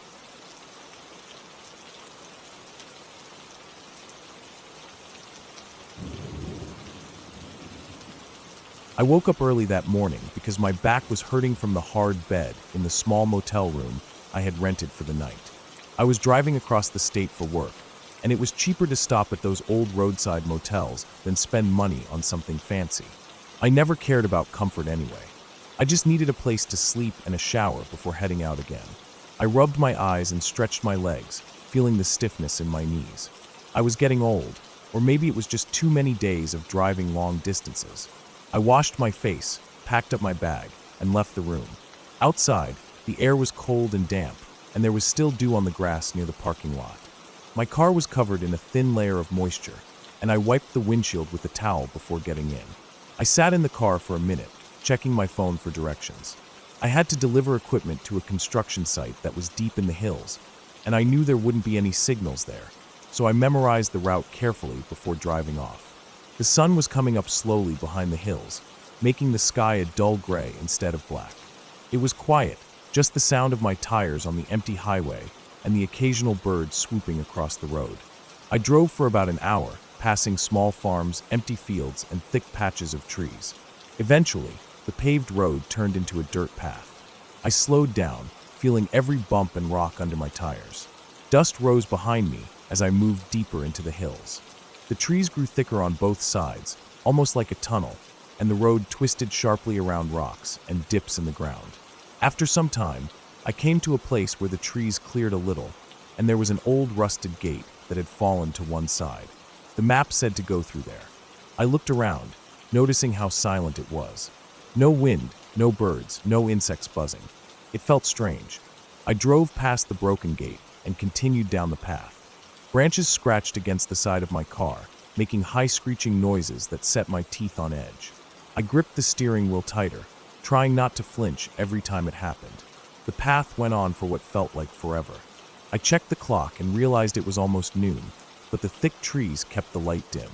I saw no houses or workers, just the road, rocks, fallen logs, and shadows everywhere. The map showed I was close. The site was supposed to be in a clearing near the river. I kept driving, following the turns, feeling the car dip down steep hills and climb back up. I drove slowly because the dirt was soft in places, and I didn't want to get stuck. Finally, the trees thinned out, and I saw the clearing ahead. I stopped the car and turned off the engine. For a moment, it was so silent that I could hear my heart beating in my ears. I stepped out and looked around. There was no construction site. No trucks, no workers, no equipment. Just an empty, wide clearing with tall grass, old tree stumps, and an uneven patch of ground near the river. I frowned, feeling confused. Maybe I took a wrong turn. I took out my phone, but there was no signal. I walked around, scanning the ground for tire tracks or footprints. There was nothing. I felt a cold breeze coming from the river and heard water rushing over rocks. I walked toward it, hoping to see signs of human activity. As I reached the edge, I looked down and saw the water was shallow, moving fast over large, smooth stones. I stood there for a while, feeling uneasy. I had a bad feeling in my stomach, like when you forget something important and only realize it too late. I turned back to my car, planning to drive back to the last junction and see if I missed a turn. As I approached, I stopped. My chest felt tight. There were fresh footprints near my car. They were not mine. They came from the woods on the right side and circled the back of my car, then disappeared into the trees on the left side. They looked like work boots. The dirt was still damp, and the edges of the footprints were sharp, which meant they were fresh, maybe made just minutes ago. I looked around quickly, scanning the tree line, but saw no one. The hairs on my arms stood up. I felt exposed, standing in the open like that. I moved quickly to my car and got in, locking the doors out of habit. I started the engine and turned the car around, pointing back the way I came. As I was about to drive off, I thought I saw movement between the trees ahead, like someone stepping behind a trunk to hide. I pressed my foot down and the car jerked forward, bouncing over the uneven ground as I drove back towards the path. The road seemed narrower on the way back, with branches reaching out like hands to scrape against the car. Dust filled the air behind me, and I could smell the dry dirt mixing with the smell of engine oil and old air freshener. I kept glancing in the mirrors, half expecting to see someone running after me, but there was nothing except the trees whipping past. I finally reached the broken gate and drove out onto the main dirt road. I felt a little better, but kept driving fast until I reached a wider road with gravel. I stopped there, my hands trembling slightly on the wheel. I took a few deep breaths and looked at the map again. I still had no signal.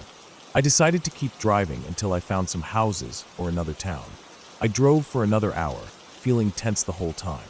Eventually, I saw a small petrol station by the side of the road. It was old, with faded signs and a cracked concrete lot. But there was a car parked near the pump, and I felt relief wash over me. I pulled in and turned off the engine. I went inside and bought a drink, acting normal even though my heart was still pounding. After a few minutes, I asked the old man behind the counter if there was a construction site near the river up in the hills. He looked at me for a moment, then shook his head. He said there hadn't been any construction there for years. The company had pulled out after the ground kept shifting and causing landslides. They had left it abandoned for almost a decade. I felt something cold crawl up my back. I thanked him and walked back to my car.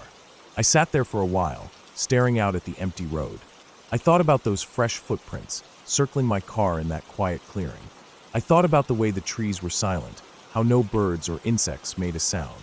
I felt like I had been watched the entire time. Maybe someone lived out there, away from everyone, hiding in the woods.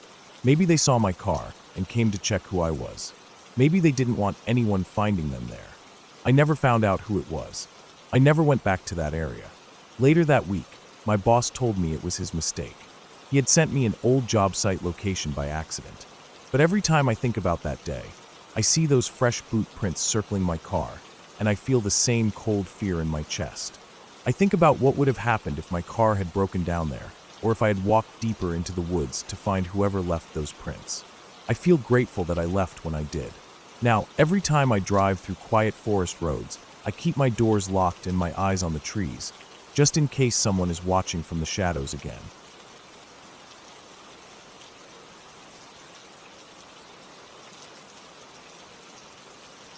I woke up that morning feeling annoyed at myself for sleeping in. I had planned to leave early to hike up the ridge before the heat settled in.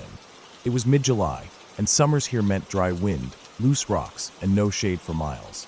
I lived alone in a small rented trailer on the edge of town, and the hills behind it rose into these long, dusty ridges with animal tracks cutting through the sagebrush. I grabbed my old boots from under the table, tied them tight, filled my water bottle, and left.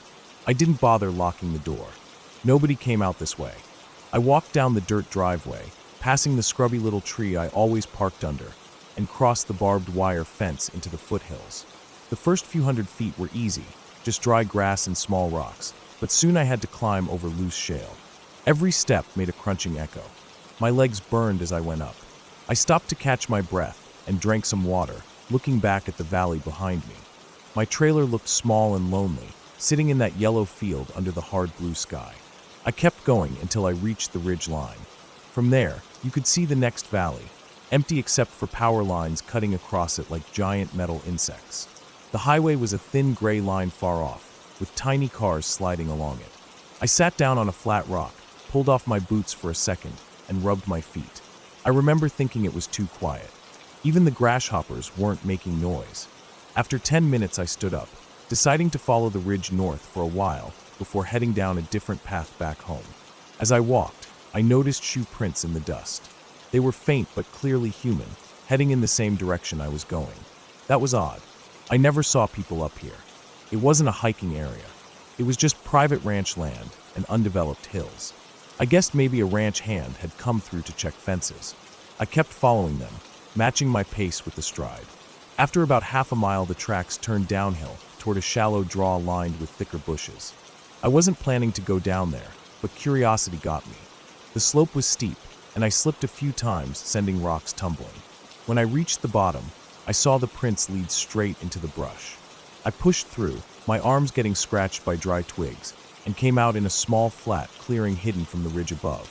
That's when I saw the old tent. It was sun-bleached and ripped on one side, leaning over like it had collapsed long ago. Next to it was a pile of broken camping chairs, an old cooler, and a rusted metal pot. There were cigarette butts scattered around, half buried in dust. It looked abandoned for years. I walked around the site. There was no smell, no sign of animals, just dead silence and a hot wind brushing through the bushes. I pulled back the torn flap of the tent. Inside it was empty except for a rolled-up sleeping bag, torn open at the seams, and some empty beer cans. I stood there for a while, feeling something tight in my chest. This place felt wrong. I didn't know why. Maybe it was how hidden it was. Or maybe the thought of someone camping here without anyone knowing. I stepped back out and looked around again. That's when I noticed the footprints continued past the tent, deeper into the draw. I hesitated.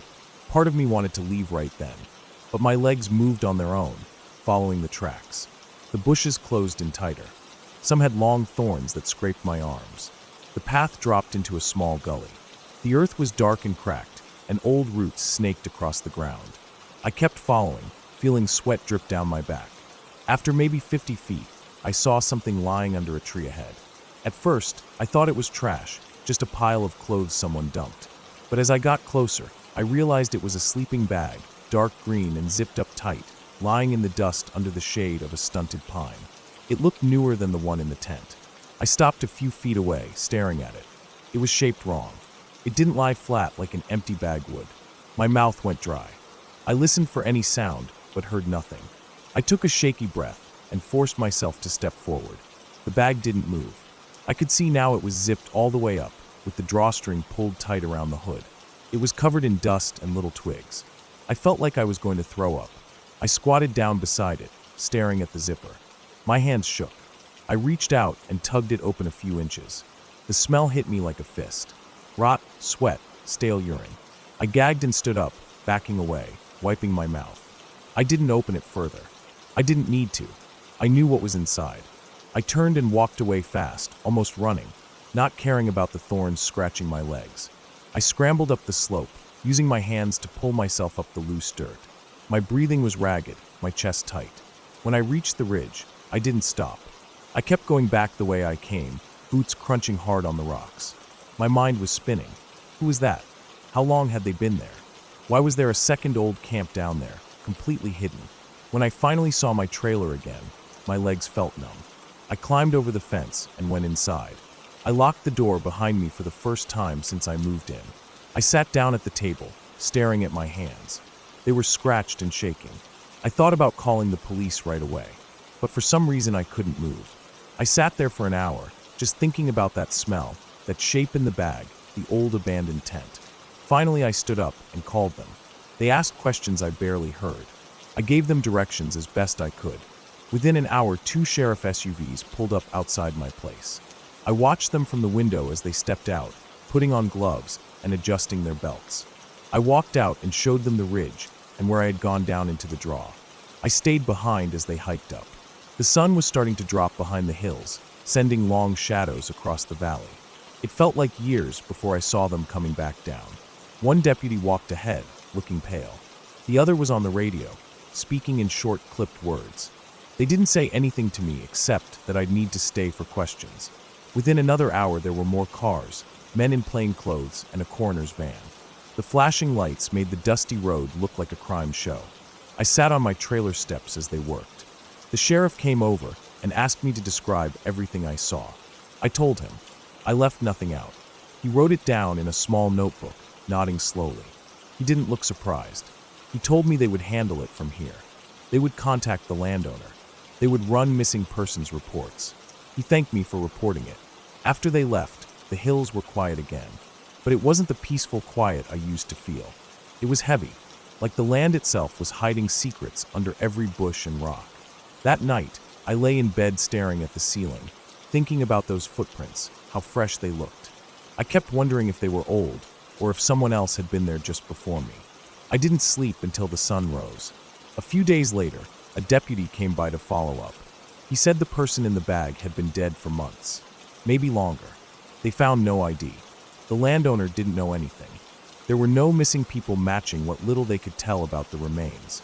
They guessed he was a drifter, someone who set up camp and never woke up. But I keep thinking about those footprints leading away from the tent and past the sleeping bag. They were newer than months old. I know what fresh prints look like in this dust. Someone else was there, maybe before me, maybe watching from somewhere up the ridge as I found the body. That thought has stayed with me every day since. I moved away 2 weeks later, packed up everything I owned in my small hatchback and drove east. I didn't tell the landlord why I was leaving early. I didn't tell my friends the truth either. They wouldn't understand how a quiet place you once loved could turn so fast, how the hills you thought were empty could hold things you never wanted to find. Even now, every time I hike alone, I find myself checking the ground for prints. I keep glancing over my shoulder, half expecting to see someone standing there, silent, watching. The world isn't as empty as it looks from the ridge tops. Sometimes it hides things better left hidden, and sometimes it shows them to you whether you want to see them or not. That was the day I learned it's not the dark you need to fear most. It's what's lying silent in the daylight, just out of sight, waiting for someone to come close enough to find it.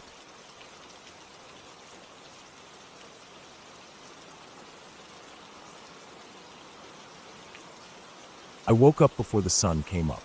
My room was quiet except for the soft hum of the ceiling fan above me. I lay there for a few minutes, staring at the dark ceiling, feeling that heaviness in my chest that only comes early in the morning before your mind has fully turned on. My phone screen was bright when I checked it. It said 4:39 a.m. I didn't want to get up yet, but I had promised myself I would go for a long walk today before work. I needed to clear my mind. I'd been feeling restless lately, like there was some trapped energy under my skin that I needed to sweat out. So I swung my legs out of bed, sat there for a moment, rubbing my eyes, and finally forced myself to stand up. I put on my old gray sweatpants and a thin black hoodie. I slipped my feet into my walking shoes that were already by the door from yesterday's walk. I didn't bother brushing my hair or even looking at myself in the mirror. I grabbed my keys and left the apartment, locking the door behind me quietly so I wouldn't wake my neighbors. The air outside was heavy and still. It was mid-July, and the nights weren't exactly cool anymore, just humid and quiet. The street was dark except for the few yellow streetlights that flickered every now and then, casting long shadows across the parked cars. I walked down the block towards the small path that cut behind the rows of houses and led into a wooded area near the old factory grounds. I had discovered that path a few months ago when I was walking home from work late at night. It was hidden between two large fences, barely noticeable unless you knew exactly where to look. Most people avoided it because it led into what used to be a factory complex back in the 70s, then a warehouse, and now it was just a bunch of abandoned buildings with broken windows and cracked walls covered in graffiti. The path itself continued through a narrow strip of woods behind the buildings. It was mostly quiet in there, though sometimes you could hear animals scurrying around in the undergrowth. That morning, I walked with my hood up, hands in my pockets, feeling the warm air on my face. There were no cars on the road, no people walking their dogs yet. Just me and the faint rustle of leaves in the darkness. I reached the start of the path and slipped between the two fences. The concrete gave way to dirt and roots, and soon the streetlights disappeared behind me. The trees closed in from both sides, tall and unmoving, their trunks black against the even darker sky. I walked with my head down, staring at the ground so I wouldn't trip over any roots or rocks hidden in the dirt. After about 10 minutes of walking, the path curved to the left and widened a little, and up ahead I could see the first of the factory buildings looming out of the darkness. The structure was massive, 4 stories tall, its roof partly caved in on one side. The walls were covered in faded graffiti and old peeling paint. The windows on the ground floor were all broken, the glass long gone, leaving just empty dark holes like open mouths staring out at the path. I kept walking, following the path as it curved behind the buildings. The sun was starting to rise somewhere behind the thick tree cover, casting a faint blue light across the world. Birds were beginning to chirp faintly in the distance. I pulled my hood down and kept walking. That's when I saw something up ahead. At first, I thought it was a pile of trash. But as I got closer, I saw it was actually a small green tent, half collapsed, pitched awkwardly under a leaning tree right at the edge of the path. It looked old and dirty, with dark stains across the thin material. The flap was closed, and I couldn't see if anyone was inside. I slowed down as I approached it. I could smell something foul in the air, like rotting food mixed with stale sweat. I held my breath as I walked past it, trying not to look directly at it. I didn't want to know who might be sleeping there at this hour. I kept walking, picking up my pace. The path turned to the right, leading deeper into the trees before emerging near the river on the other side of the factory grounds. As I walked, I kept thinking about that tent. Who would sleep out here in the woods behind an abandoned factory?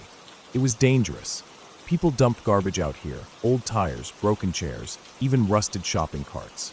There were raccoons and stray dogs. Once, I even saw a coyote late at night when I was coming back this way.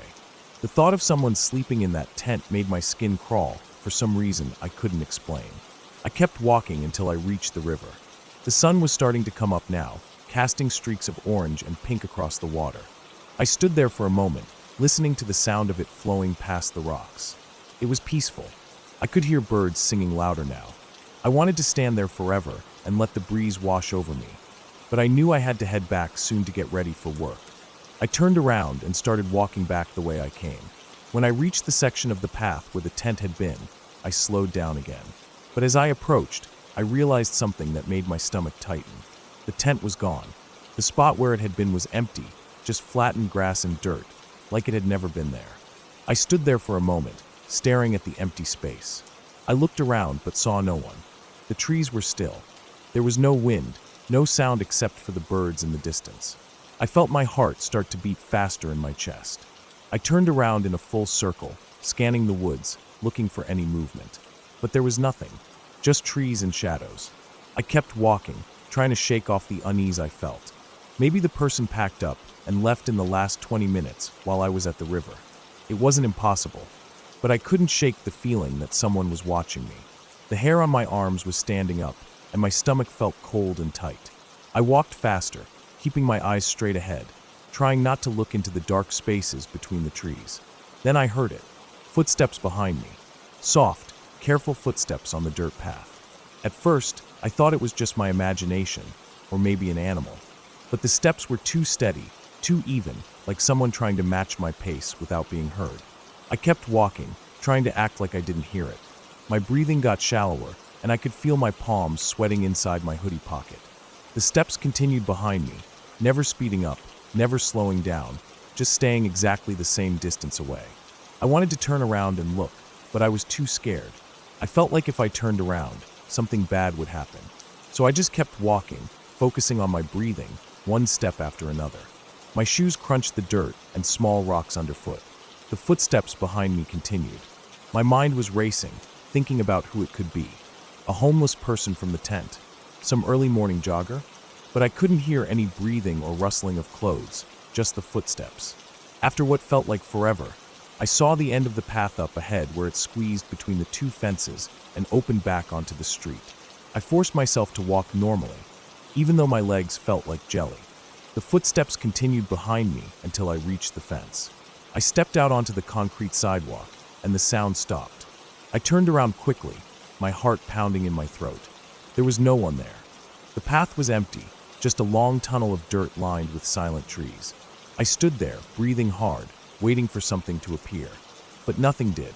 I turned around and walked quickly back to my apartment. I kept glancing over my shoulder the entire way.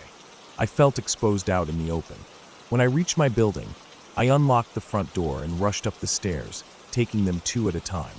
I reached my apartment, unlocked the door with shaking hands, and locked it behind me. I leaned against the door for a long time, trying to slow my breathing. I went into the bathroom and splashed cold water on my face. When I looked up into the mirror, I was pale and sweaty, my eyes wide. I stood there staring at myself for a while, listening to the quiet hum of my apartment. My heart finally started to calm down. I changed out of my walking clothes and sat on the couch, staring at the blank TV screen, thinking about what had just happened.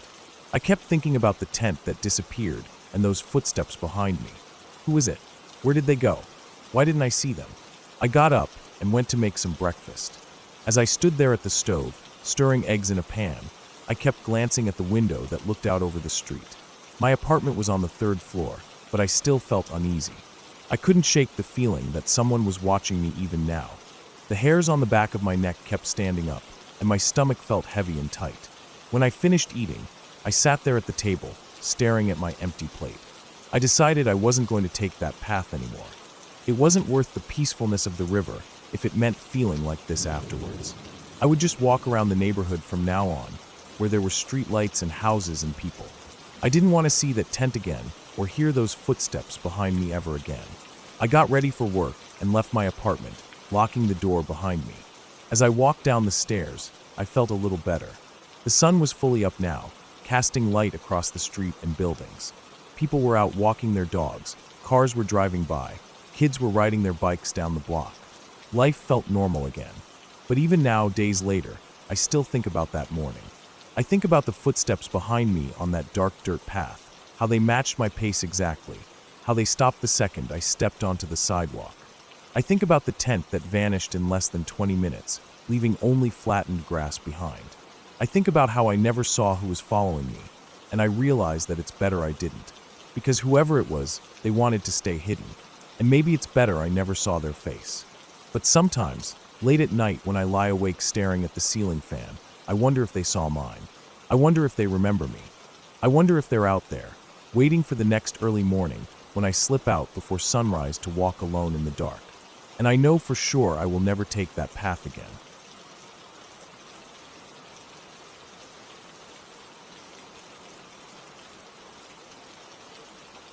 I don't think about 3rd grade too often these days, but sometimes when I'm lying awake at night, staring at the ceiling in the dark, I start to remember random moments from childhood. Things that felt normal back then, but feel heavy and confusing now. Like memories I buried deep because I didn't understand them, and only as an adult do they return with new meaning. When I was in 3rd grade, I had this teacher named Mrs. Todd. She was a short woman, shorter than my mom, with curly brown hair that was always tied up in a little bun on top of her head. She wore big glasses with brown frames and bright lipstick every day. I remember her smile the most. It was always there. It made me feel safe at the time. She'd stand in front of the class and smile so wide her eyes would squint a little, and she had these tiny wrinkles at the sides of her eyes that moved when she smiled. I thought she was so nice. To me, she was almost like another mom, except a bit quieter and calmer than my own mom, who was always rushing around with work and chores. She seemed to really like me. Whenever there was an art activity, she'd call on me to come get the supplies first. When we had to read stories aloud, she'd let me pick which page I wanted to read. She'd tell me I was smart, and when I solved math problems on the board, she'd say good job, and tell everyone else to clap for me. I remember feeling proud. I used to come home after school and tell my mom all about Mrs. Todd. I'd say how much I loved her, and how nice she was, and how I wished she was my teacher forever. My mom would smile and say, "I'm glad you like your teacher," while she was cooking dinner or folding laundry, not really listening, but I didn't care. I was just so happy to have someone like Mrs. Todd in my life. It felt like everything was normal.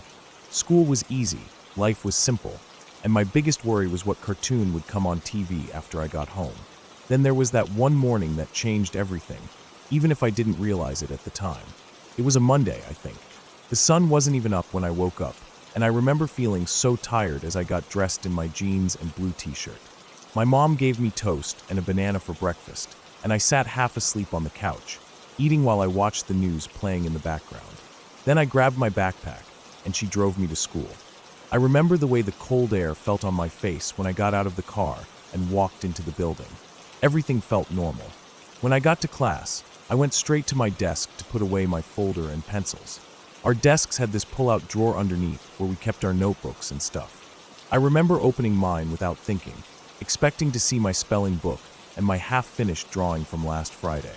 But there was something else sitting on top of everything. It was a glossy magazine. I didn't really understand what it was at first. I just saw shiny pages with people on them. But then I noticed the cover said Victoria's Secret in big letters, and there was a lady in underwear posing on the front.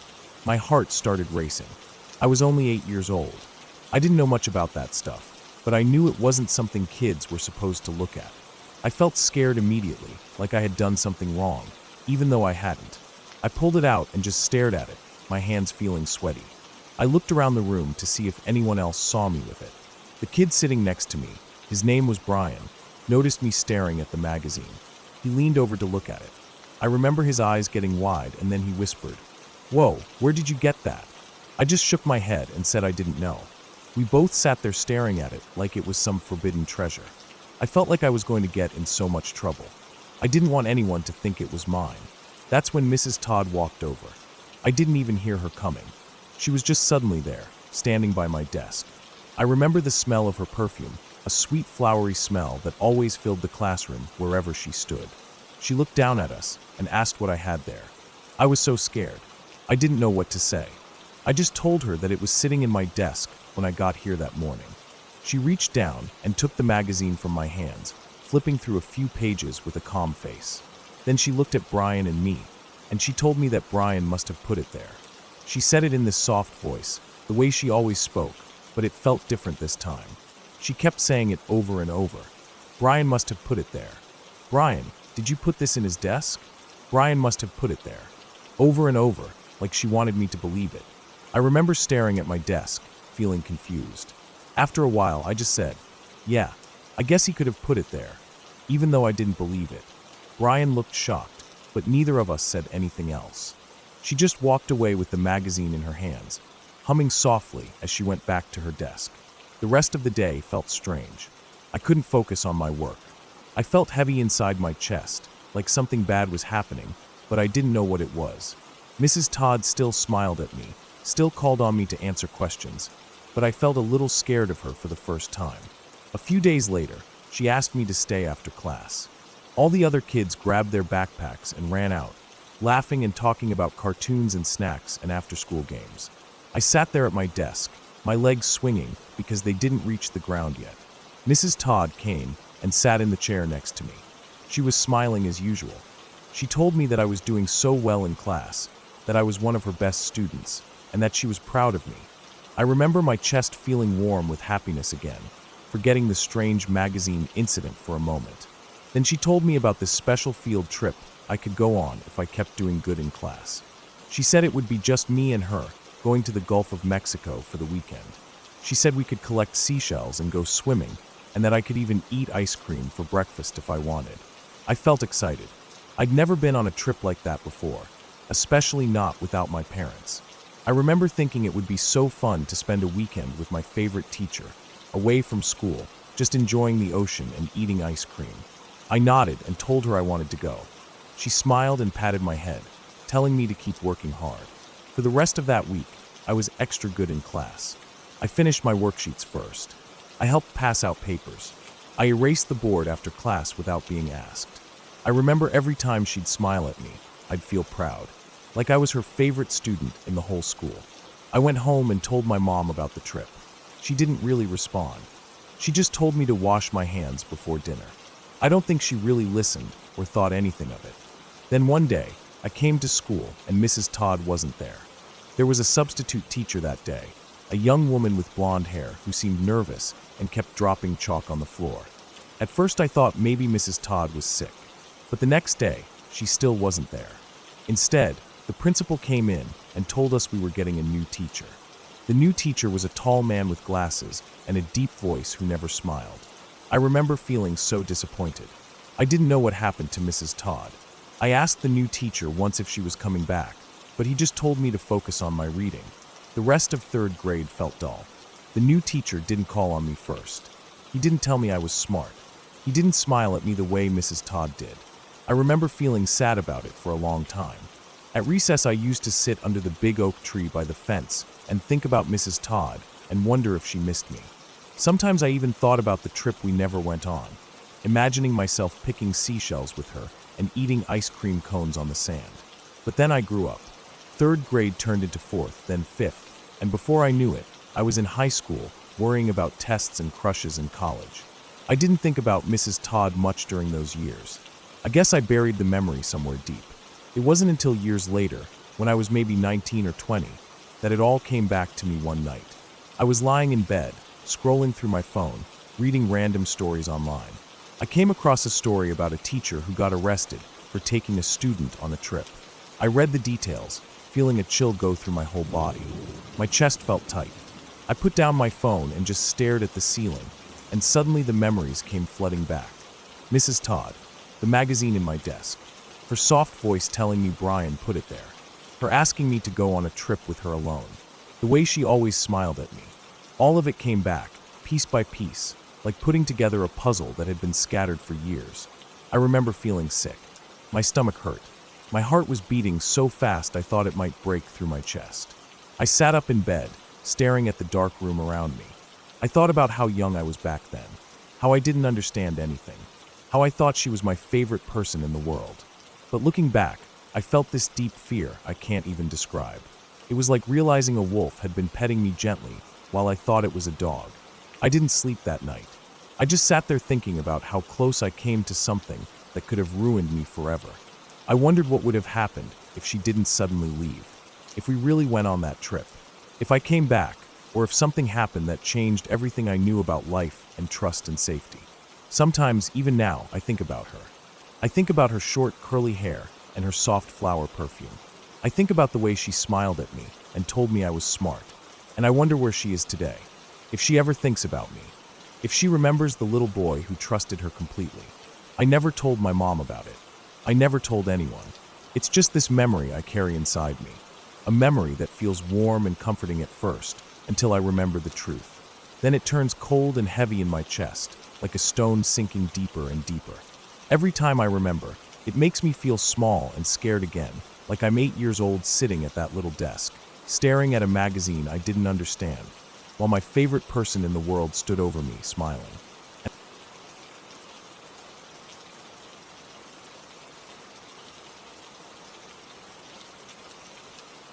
I was about 11 years old when I learned that your own bed, the place you think is safest, can become the worst place to be. That night had started like any other. I remember my mom tucking me in, telling me good night, the hallway light left on because I was still too young to sleep in full darkness. I could hear the soft hum of the TV in the living room. I always liked that sound. It made me feel like someone was awake, like I wasn't alone. I fell asleep facing the wall. I had posters of spaceships and a glow-in-the-dark star stuck above my headboard. I don't know what time it was when I woke up. I didn't have a clock in my room, and the hallway light was off. It must have been real late. I remember feeling confused because my nose felt blocked and my chest felt tight, like I was having a dream where I couldn't breathe. But when I opened my eyes, the dream didn't go away. I was lying on my back, which I never did back then. My mind tried to catch up. There was weight on me, heavy weight pressing down on my chest and stomach, and something over my face. It wasn't a pillow. It was a hand. A man's hand, rough and wide, covering my mouth and pinching my nose shut at the same time. My eyes went wide, and for a second I just stared at him. My body felt frozen, but my heart was beating so hard I thought it might explode. I could see him because the moonlight came through my window, just enough to show the outline of his head and shoulders.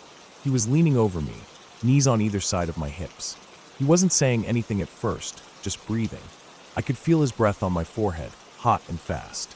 I remember thinking that he smelled like sweat and dirt, like he'd been outside for a long time. Then his other hand came up and pressed my chest down harder. He didn't hit me. He didn't tie me up. He just leaned down closer until I could feel his chin brush my cheek. He hissed words into my ear. I couldn't really understand at first because my ears were pounding with my own heartbeat. He told me to roll over. He told me not to scream. I didn't know what to do. My chest burned and my throat wanted to scream, but it's like the sound wouldn't come out. I turned my head and his hand moved just enough for air to get in. I sucked in a deep breath, and then I did what he said. I rolled to my side, but I didn't stop there. I rolled again, right off the side of the bed. I hit the floor hard enough to bruise my hip. The sound was louder than I expected. It startled him, I think. I tried to scream then, but my voice cracked, like I'd lost it somewhere deep inside me. I remember the carpet under my fingers. I remember scrambling backward, kicking my dresser, my heels smashing into the bottom drawer. My lungs burned, but still no sound. He came off the bed fast. I could hear the old spring squeal. He was reaching for me when it finally came out, a scream, raw and ripping from my throat. It wasn't a word at first, just a sound, high and ugly. I heard my mom's door open down the hall. She must have woken up before I even realized. Maybe she heard the bed springs. Maybe she heard the dull thud of my body hitting the floor. She came so fast I don't even remember her footsteps. Just a blur in the doorframe, the shape of her robe, her bare feet on the carpet. The man turned toward her, his shoulders squared like he was ready to fight or run. I saw the moonlight hit his face, and I'll never forget it. He wasn't old, maybe late 20s or 30s, but his eyes were wide like he was just as scared as we were. My mom didn't stop. She didn't freeze. She didn't scream. She lunged at him, small but fierce. She grabbed his arm, nails digging in. He tried to push her off, but she clung on, scratching, clawing at his face, his neck. I could hear her breathing, like a wild animal, all gasps and growls. He tried to shove her back, but she bit his arm. I saw her teeth sink in, saw his elbow swing. She took a hit to the side of her head, but she didn't let go. The sound of her fighting him was louder than my own crying. My scream turned into sobs, and I crawled backward until my head hit the wall. I didn't know what to do with my hands. I just pressed them to my ears, but it didn't block it out. They stumbled against my bed. The covers ripped off, the lamp by my bed rattled and fell. The bulb smashed but didn't shatter fully. He tried to twist away from her, half dragging her across the floor. She screamed then, words I couldn't even make out, just raw and desperate. He shoved her hard enough she hit the side of my dresser. She went down to her knees, but she didn't stay there. She grabbed the edge, pulled herself up, and went for him again. She was small, just barely over 5 feet, but she was all fury. He backed up then, finally. His eyes flicked to the window. I saw it was open, the curtain fluttering. That's how he got in. The screen was popped out, hanging crooked. He turned and dove for the window. She grabbed the back of his shirt and almost pulled him back in, but he slipped through her hands. She lunged, reached out, and I thought she'd follow him right out. But she stopped at the sill, breathing hard, staring out into the dark. For a moment there was silence. No TV, no hum of late-night safety, no wind, no night birds. Just my mom panting and my own sobs echoing in my room. She turned then, came to me, pulled me up and held me so tight I thought I'd break. She smelled like soap and sweat and the faint scent of her perfume. Her hands were shaking so bad I could feel them even through my shirt. After that, everything blurred together. She locked the window, slammed it down so hard the glass rattled. She pulled me down the hall to her room. She called the police. I remember her voice then, shaking but trying so hard to sound strong. She gave our address, told them a man had broken in, that he tried to smother me. I sat on her bed, knees pulled to my chest, eyes fixed on the dark window at the far side of her room. The police came fast. Flashing lights turned our living room into a circus of red and blue. I remember the smell of wet grass from the officers' boots. They asked questions. I couldn't answer much. I just kept staring at the front door, half expecting him to walk back in. My mom answered everything. She told them how she'd found him, how he'd gotten in, how he'd escaped. She pointed out the window in my room, the footprints in the flower bed below it. They didn't catch him that night. They didn't catch him later either. They searched the yard with flashlights, dogs sniffing around the back fence, neighbors peeking out their doors in robes and slippers. The cops told my mom they'd do extra patrols. They'd keep an eye out. But deep down I think we both knew he was gone, vanished into the dark. After they left, my mom didn't let me sleep alone for weeks. She dragged my mattress into her room. We slept side by side on the floor. Every creak in the house made me flinch. I kept seeing his face every time I closed my eyes. I thought I heard the window creak open, the curtain flutter. I'd jolt awake and check, but it was always shut, locked tight. My mom added a new lock the next day, one of those bars you wedge into the sill. She nailed the screen down too. I didn't open that window for years after. During the day, I'd replay it all in my head. The weight on my chest, the rough hand over my mouth, the smell of him, the look in his eyes when my mom attacked. I didn't feel safe in my own room. I'd stand in the doorway and stare at my bed, at the dent in the carpet where I'd fallen. I asked my mom to move the bed to the other side of the room, away from the window. She did it that night, dragging it across the floor so it squeaked against the walls. I started sleeping with a baseball bat next to my mattress. It was too heavy for me, but I didn't care. I thought if he ever came back, I'd swing it at his head. My mom bought a new lock for the front door too. She got motion lights for the backyard and a little alarm that would beep if a window opened. The first night the light caught a raccoon, and we both jumped out of bed. She laughed after, but I could hear the fear in her voice when she told me it was nothing. I don't think I ever really slept the same after that. Even now, grown up, I double-check windows. I check the locks twice before bed. I get up to check noises that other people would ignore. I see shadows where there aren't any. But the part that sticks with me the most isn't him. It's her, my mom, small and barefoot, fighting a man twice her size because her kid needed her. She didn't think twice. She didn't freeze. She fought him off with her nails and her teeth and her fists. The police never caught him. They took fingerprints from the windowsill, but said there wasn't much to go on. No name, no face in a lineup. Just a vague description from me. Brown hair, wide eyes, scruffy beard, medium build. That could be half the men in town. Maybe he left town the next day. Maybe he stayed and watched us, blending back into his normal life like nothing happened. That's the part that used to make my skin crawl at night, wondering if I'd pass him in the grocery store, if he'd be at the gas station, just another face pretending nothing happened. But he never came back. We got stronger locks. We got a dog a few months later, a mutt from the shelter that barked at every knock and growl he heard. My mom started leaving a light on in the hallway again. And every night, for a long time, I'd hear her walk past my door before bed, stopping just long enough to listen, to make sure I was okay. I got older. We moved a few years later. A better neighborhood, a better lock on my window, but I still slept with something heavy by my bed.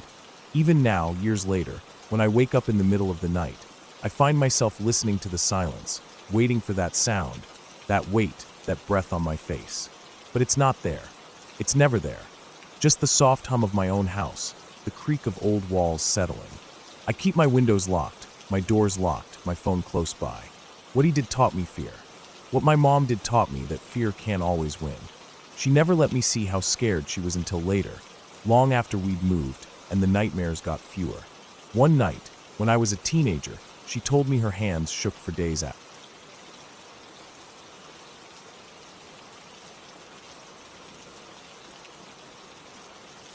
I don't really know where to start, because every memory I have feels heavy in my chest. Some people tell scary stories about ghosts, creatures in the woods, people stalking them at night.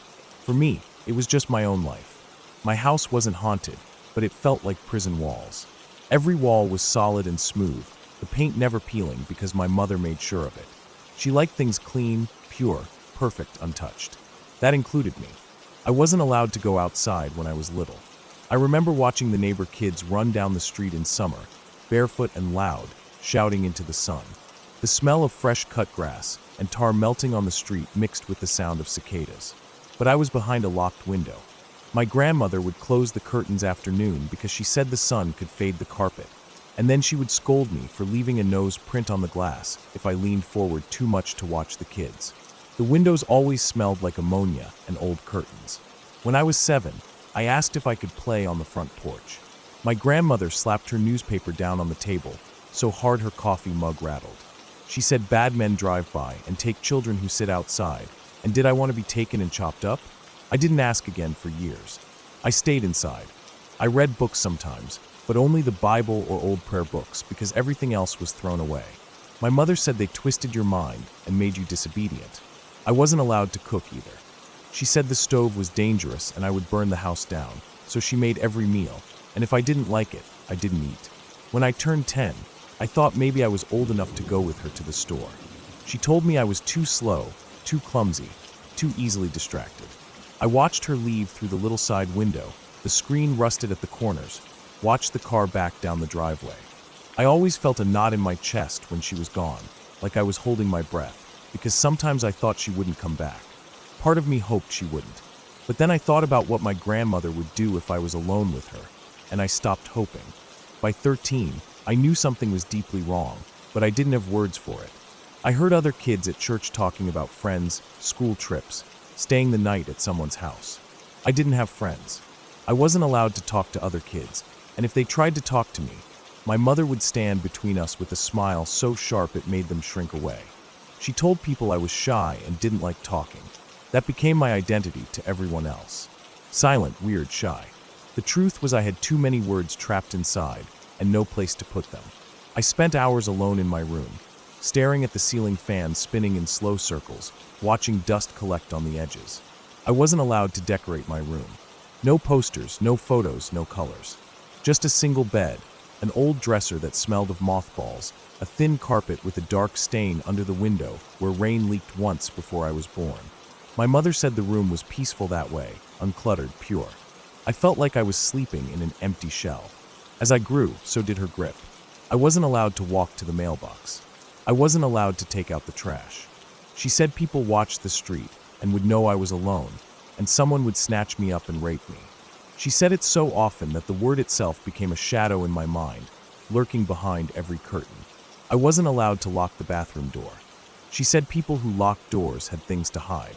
So I learned to bathe and use the toilet quickly, quietly, always listening for footsteps. I turned 16 and realized I couldn't drive.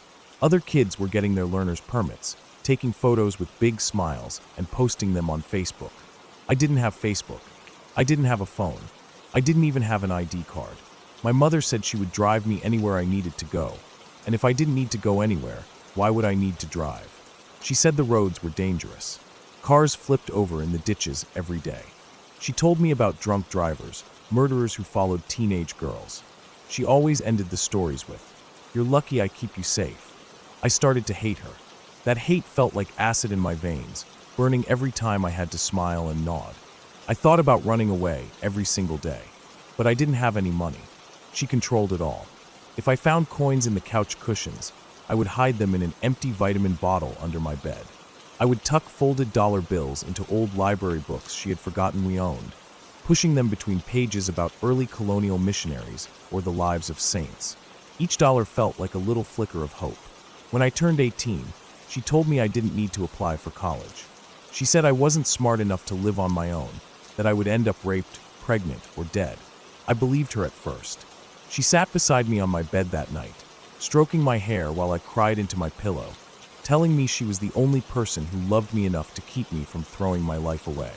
The next day, she told me she had prayed for me all night. I felt trapped in her love like an insect sealed in amber. At 19, something broke. Maybe it was seeing my reflection in the bathroom mirror, my eyes sunken, skin pale, hair greasy because I wasn't allowed to shower every day. She said it wasted water.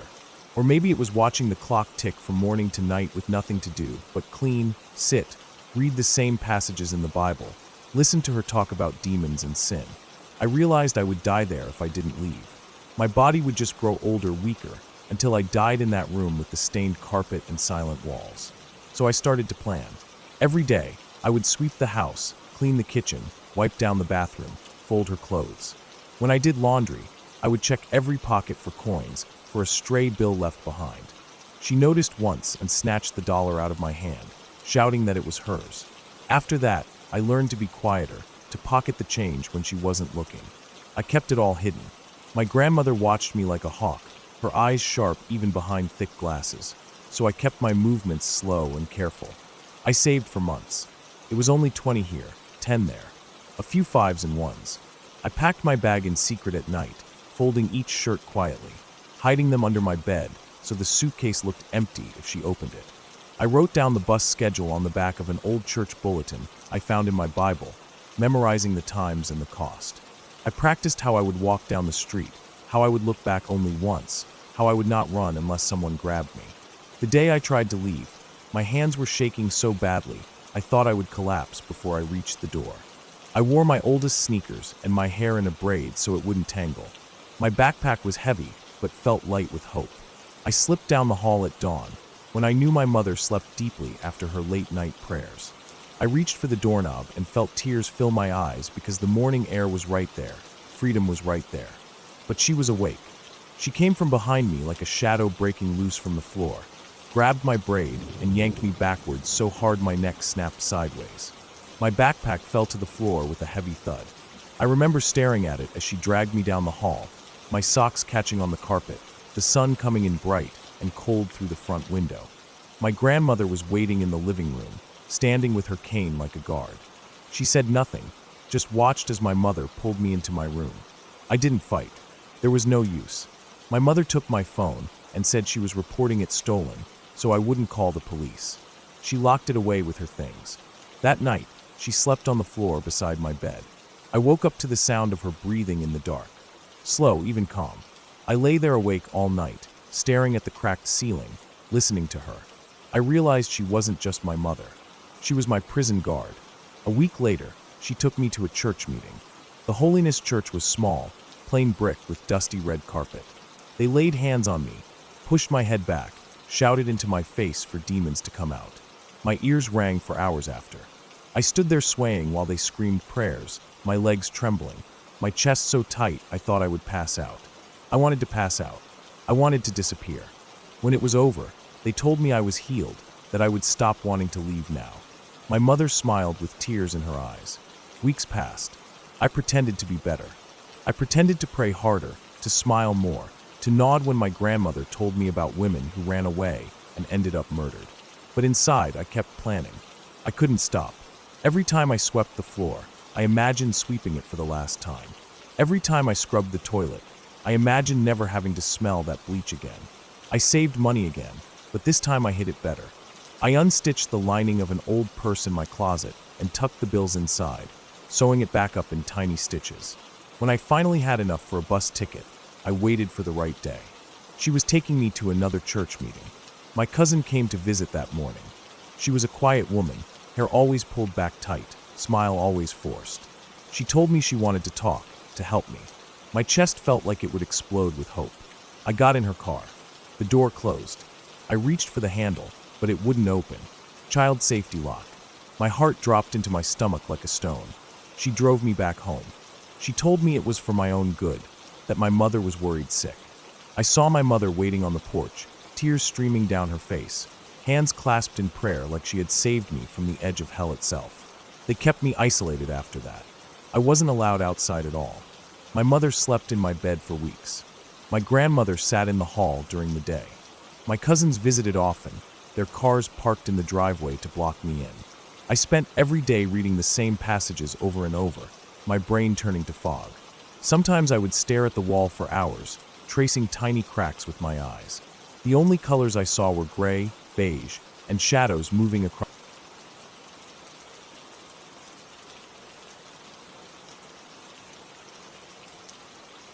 I woke up early that morning, before the sun even came up. My phone alarm buzzed quietly beside me, vibrating against the wooden table it was resting on, and I reached out from under my blanket to turn it off. The small cabin felt colder than usual. I could see my breath when I exhaled. The window in front of my bed showed only darkness outside, but I knew dawn would come soon. I pushed the blanket off and sat up. The air hit my skin and I shivered. My feet touched the cold wooden floor. I rubbed my eyes and let out a slow sigh before standing up to stretch my back. My old bones cracked like usual, even though I wasn't that old. Just felt that way sometimes. I walked across the room to the tiny kitchenette. The floorboards creaked under my feet. I put water in the electric kettle and turned it on. While it heated, I grabbed my faded blue jacket hanging on the chair and pulled it on. The cabin wasn't insulated very well, so mornings were always like this. I opened the cupboard, pulled out instant coffee, and tore the packet open. The smell was strong and bitter, but I needed it. Once the water was done boiling, I poured it into my mug, mixed it with the coffee, and took a sip. It burned my tongue a little, but I didn't care. I leaned against the counter and looked out the small window beside the sink. It was still dark, but I could make out the faint outline of the pine trees surrounding my cabin. They looked black against the slightly lighter sky. The forest here was dense. I lived about 2 hours from the nearest small town. I moved here a year ago to get away from everything. I was tired of the city, tired of people, tired of noise and lights and traffic. I bought this small piece of land with the cabin already on it. It had no proper heating system, just a small wood stove, and no running water except what came from a storage tank I filled every week. But it was peaceful. That's all I wanted. After finishing my coffee, I put on my boots and stepped outside. The ground was hard and frosty. The grass crunched under my feet as I walked around to the back of the cabin to check the generator. I always checked it first thing in the morning to make sure it still had fuel. Without it, I wouldn't have electricity at all. The metal surface was icy cold when I touched the fuel cap, but it was still mostly full. I screwed the cap back on and stood up, stretching my arms over my head. The cold air burned my lungs a little with each breath. I turned around to look at the forest. It felt like it was watching me back. The trees stood so close together, it was almost like a wall. There was a narrow path I had cut with my machete last year that went about 200 meters into the trees to a small stream where I collected water sometimes. I didn't like going deep into the forest, not because I was scared of animals. I had a rifle for bears if needed, but because it always felt off in there, like I didn't belong. That morning, I decided to walk to the stream to fill 2 jugs of water. I grabbed them from beside the cabin door, slung my rifle over my shoulder just in case, and started down the path. The frost covered everything in white. My boots slipped a few times on hidden roots, but I caught myself each time. As I walked, I could hear the quiet sounds of the forest waking up. Small birds chirping weakly, branches creaking overhead as the cold wind shifted, and the rustling of leaves somewhere deeper in. I reached the stream after about 10 minutes of walking. The water was clear and cold, moving lazily between smooth, dark rocks. I set my rifle against a tree, knelt down on the bank, and dipped one of the jugs in. The stream filled it slowly. As I waited, I looked around me.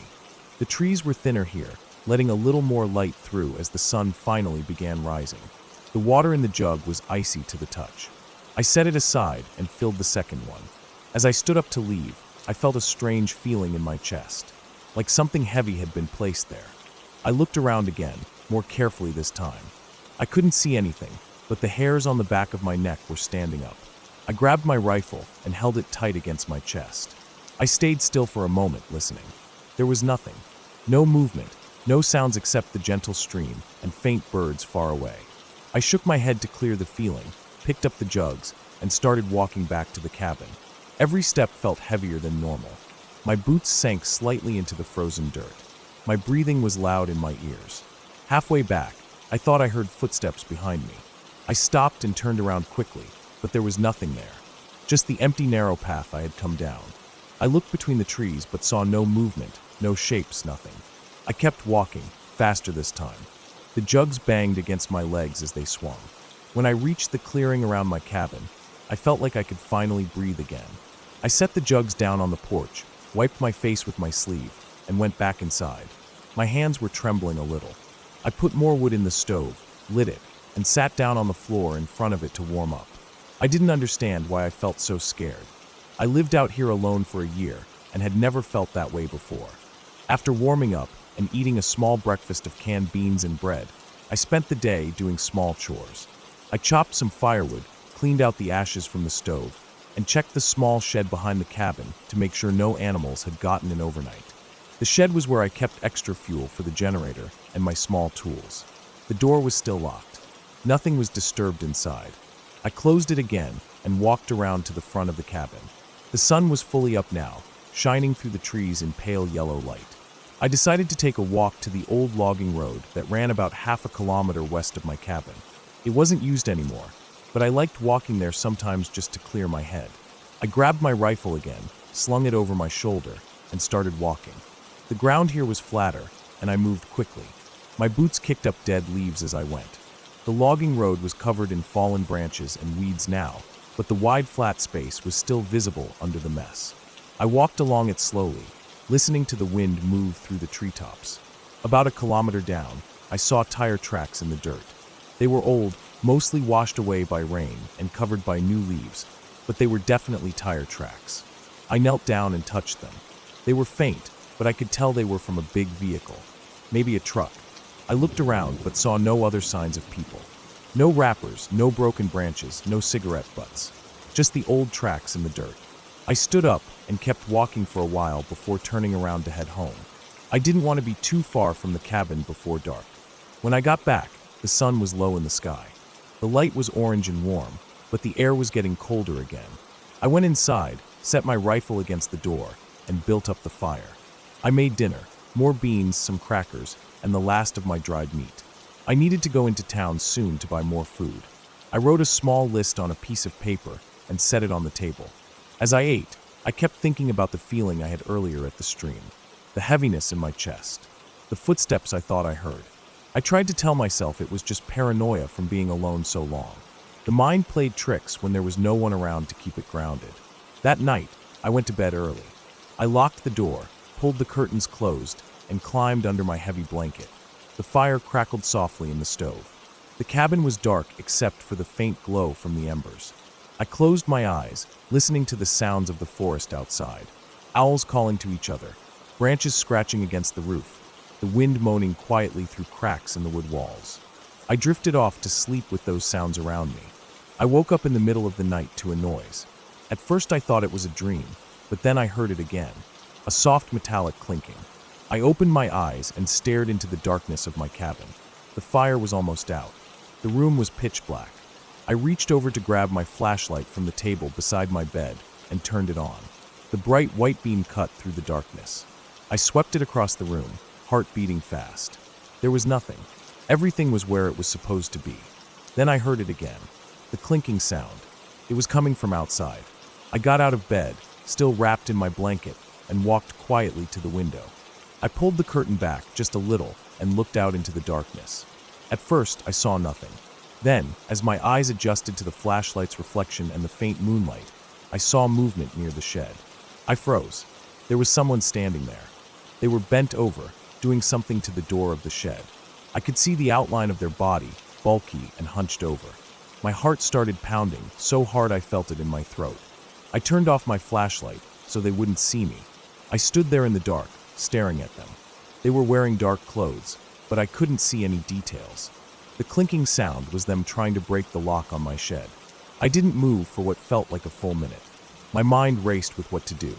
I wanted to grab my rifle, but it was leaning against the front door on the other side of the cabin. To get it, I would have to walk past the window, and if they looked up they would see me for sure. I stood still watching. The person kept working on the lock. I could see their breath in the cold air. Finally, I took a slow step back from the window, keeping the curtain mostly closed. I moved as quietly as I could across the room to the door. My bare feet were freezing on the wood floor. I reached for my rifle, lifted it slowly so it didn't bang against the doorframe, and stepped back toward the window. I peeked out again. They were still there. The lock finally gave way with a louder metallic snap that echoed across the clearing. They opened the shed door and went inside. I couldn't see them anymore. My whole body was shaking now. I wanted to run outside and scream at them to leave, but my instincts told me that was stupid. I didn't know if they were armed. I didn't know if there were more of them nearby.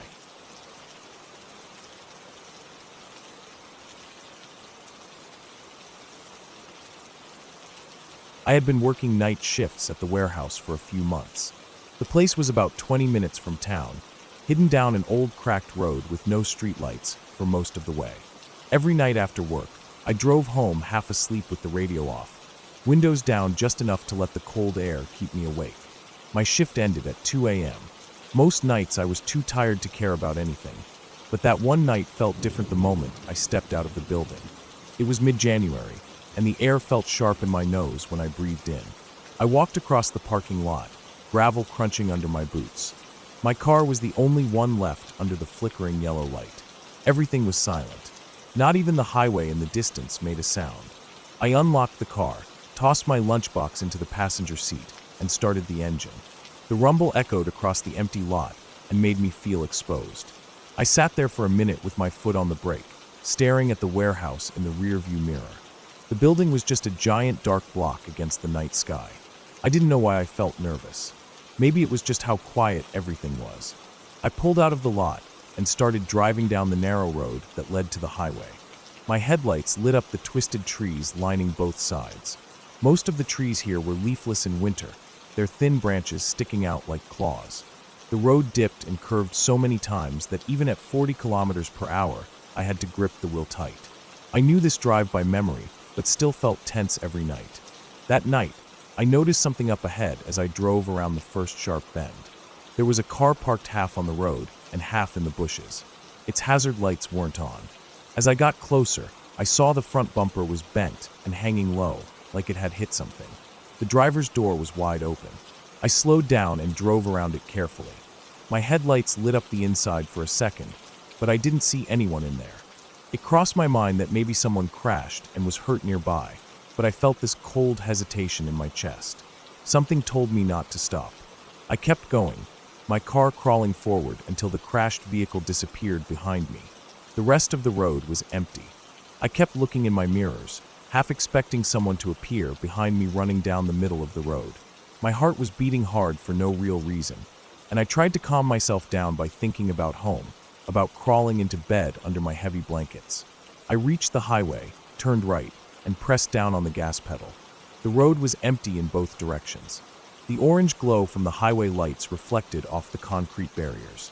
I drove another 15 minutes before turning off onto the exit that led to my neighborhood. That's when I noticed headlights behind me. Two bright white lights reflecting in my mirror. I didn't see them coming up from behind. It was like they appeared out of nowhere. At first I thought maybe it was just someone heading home late like me, but the lights stayed perfectly in line with my car. I slowed down to turn into my street, and they slowed down too. I felt the hair stand up on my neck. I turned into my street, and the car followed me. I could see the shape of the vehicle in my side mirror, an old dark SUV with no front license plate. I drove slowly past my house. I didn't want whoever this was to know where I lived. I turned right at the next corner, then right again, and drove in a square around the block. The SUV followed each turn perfectly, not speeding up or backing off, just following at the exact same distance. I could feel my chest tightening.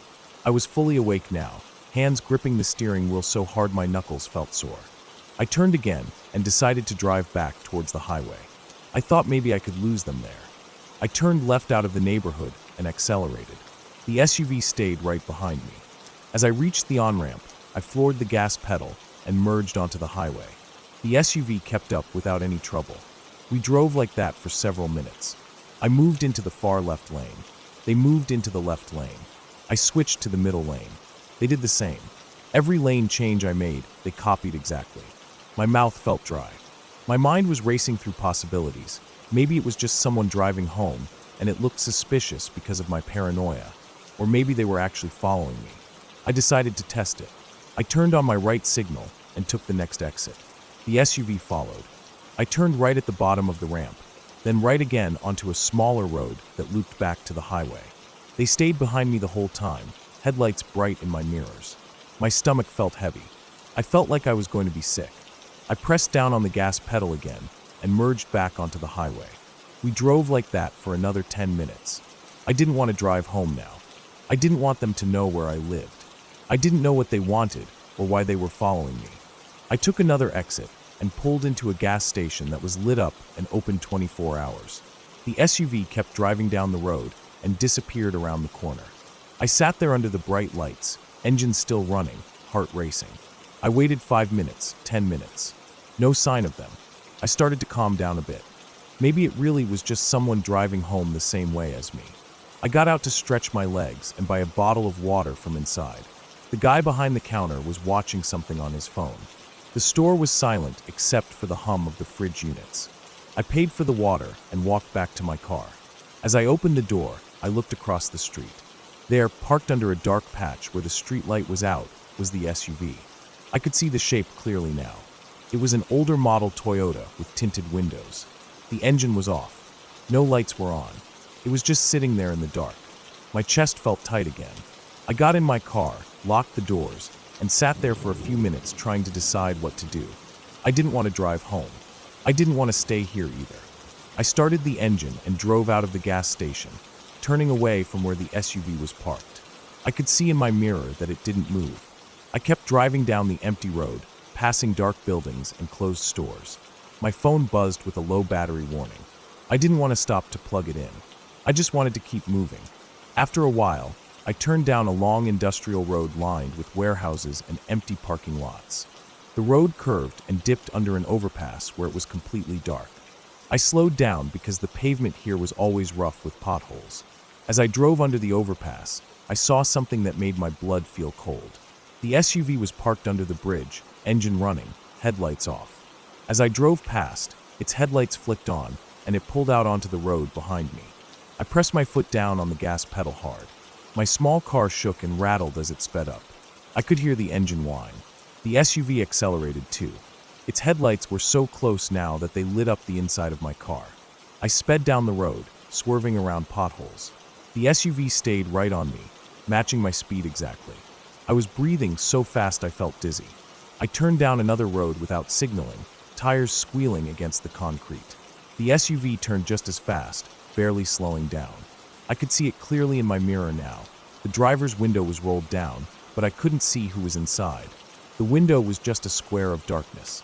I kept driving, turning at random, trying to lose them. I felt my body shaking with fear. Every turn I took, they followed. I drove back towards the main road and finally saw lights ahead. A small police station sat on the corner, its front entrance lit up by bright white floodlights. Without thinking, I pulled into the parking lot and stopped right in front of the glass doors. I turned off the engine, grabbed my phone, and sat there breathing hard. The SUV drove past slowly, its headlights illuminating the interior of my car. I saw the shape of the driver, a man with short hair wearing a dark hooded jacket. His face was turned straight ahead, eyes hidden in the shadow of his hood. The SUV continued down the road and disappeared around the corner. I sat there in the car for almost an hour. My hands were trembling so badly, I couldn't even open the water bottle I bought. After a long time, I finally felt my breathing slow down. I went inside the station and told the officer at the front what happened. He asked if I got a license plate number. I shook my head. He told me to wait until I felt calm enough to drive home. When I finally did drive home, the streets were empty. Every turn I took, I checked my mirrors a dozen times. When I got to my street, I turned the headlights off before I reached my house and coasted into the driveway in silence. I sat there in the dark, listening, watching the street for any sign of movement. Finally, I got out and went inside. That night, I couldn't sleep. Every creak in the house made my heart race. I kept thinking about the SUV, about the man in the hood, about how he knew where I worked, how he knew the roads I took. The next day, I called off work. I couldn't go back there. I didn't leave the house for days, only staring out the windows at every car that drove past. A week later, I got a call from my boss saying they were letting me go for missing so many shifts. I didn't even care. I was too afraid to leave the house. I ordered groceries online and had them delivered to my door. Every night, I lay awake in bed listening for the sound of tires on gravel, headlights sweeping across my window blinds. Months passed and nothing happened. I finally started going out again during the day. I found a new job closer to home. I never worked night shifts again. Even now, years later, I can't drive at night without checking my mirrors every few seconds. Every time I see headlights behind me, my chest tightens and I feel that same cold fear spread through my body. I keep thinking about how whoever it was, they knew where I worked. They could have followed me home if they wanted. Maybe they just enjoyed the chase. Maybe they didn't need to follow me home that.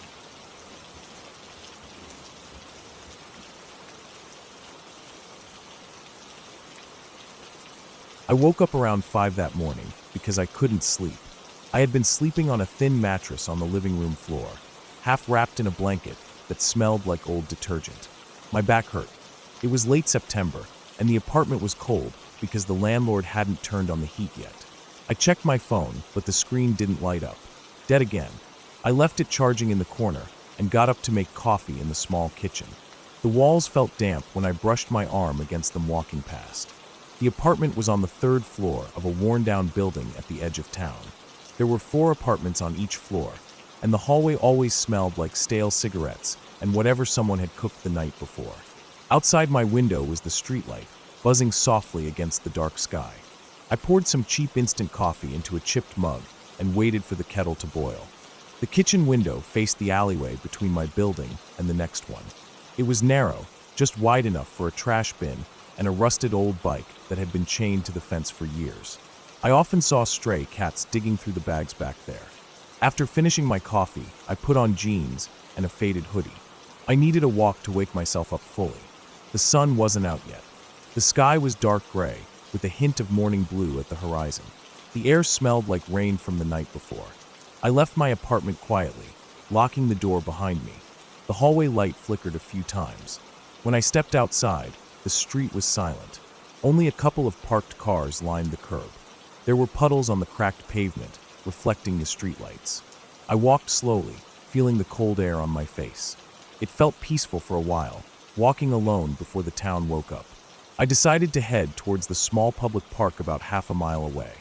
I crossed 2 empty streets, stepping over wet leaves that had fallen from the big trees lining the sidewalks.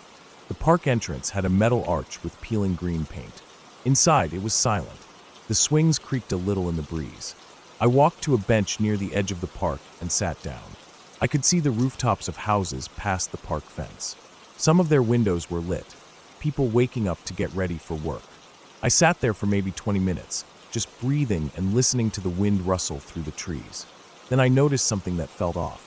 Across the park, near the old public restroom building, I saw a person standing. At first I thought it was a homeless man because there were often people sleeping on the benches or under the slides. But this person was standing completely still, facing the restroom wall. They were wearing dark clothes. I couldn't tell much from the distance, but their posture was stiff. I tried to look away, but I felt uneasy, so I kept glancing back every few seconds. They didn't move. They just stood there, staring at the bricks. I told myself they were probably just high or tired, leaning on the wall. I stood up and started walking down the path towards the other exit. As I walked, I kept checking behind me. They didn't turn or follow. But when I was about halfway down the path, I turned around one more time. The person had turned their head slightly. I could see their face from the side, pale against the dark clothes. Their eyes looked wide open, staring in my direction. I felt my chest tighten. I walked faster, trying not to look again, but curiosity forced me. When I turned my head again, they were no longer facing me. They had turned back to the wall. I walked out of the park and into the street, feeling my heart beat in my neck. I walked home quickly. When I reached my building, I looked back towards the park, but there was nothing visible from that distance. I went upstairs and unlocked my door. The smell of cold coffee and damp walls felt comforting after that walk. I sat down on my mattress and tried to calm myself down. I told myself it was just a junkie or someone drunk from last night.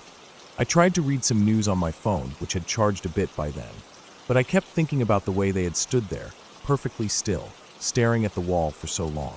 Around 7, I got ready for work. I worked part-time stocking shelves at a grocery store 2 streets away. My shift was from 8 to 12. I put on my store uniform, grabbed a protein bar from the cupboard, and left the apartment again. The morning air had warmed a little. People were out walking their dogs.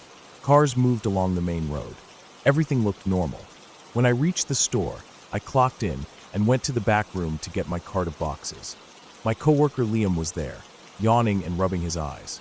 I nodded to him, and he nodded back, but we didn't talk. We usually didn't. I spent the next few hours cutting open boxes and placing jars and cans onto the shelves. My hands smelled like cardboard and dust. Customers started coming in around 9, mostly old women with baskets and tired eyes. The store radio played the same 4 songs on repeat. I tried to keep my mind busy with the work, but the image of that person in the park kept coming back. The way they turned their head, the wide eyes, the stiff posture. It felt unnatural somehow. I told myself again that I was just overthinking it. At noon I clocked out. I decided to take a different route home to avoid passing by the park again. I walked down a street lined with old brick houses. Most of them had small front yards with rusty fences. Some had broken windows boarded up with plywood. As I walked past one of the houses, I noticed the front door was slightly open. There was a thick chain lock hanging from the handle, but it wasn't hooked. The door just hung open an inch or two. I felt a chill run down my arms. I kept walking, feeling my breathing get heavier. I didn't want to know who was inside. When I got back to my apartment building, the mailman was putting letters into the boxes. I checked mine, but it was empty. I climbed the stairs, my legs feeling heavy. As I was putting my key in the lock, I felt like someone was watching me. I turned my head quickly, but the hallway was empty. The light flickered again, buzzing softly.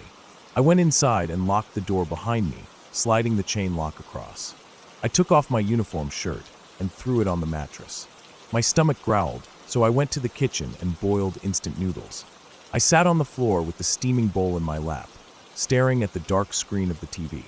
Later in the afternoon, around 3, I lay down and closed my eyes for a while. When I woke up, it was getting dark again. The sunset cast orange light on the walls. My phone buzzed. It was a message from my manager reminding me to come in early the next morning for inventory count. I felt a headache growing behind my eyes. I stood up, stretched, and decided to take out the trash. The bag was heavy and dripping slightly from the bottom. I tied it tightly and carried it down 3 flights of stairs, breathing through my mouth so I didn't smell the old food. Outside near the dumpsters, the alley felt darker than usual. The light bulb above the door had burned out. I could hear the sound of rats scurrying in the trash. As I lifted the dumpster lid, I smelled rotting vegetables and sour milk. I dropped the bag in and closed the lid quickly. When I turned around to go back inside, I saw a person standing at the end of the alley near the street. They were just standing there, facing me. I couldn't see their face clearly because it was dark, but I felt the same cold feeling spread through my chest. I walked towards the door quickly. The person didn't move. They just stood there, watching. I unlocked the door and stepped inside, locking it behind me. My breathing felt sharp and shallow. I climbed the stairs as fast as I could. When I reached my floor, I turned back to check through the window at the end of the hall. The alley was empty now. My hands were shaking slightly as I unlocked my apartment door.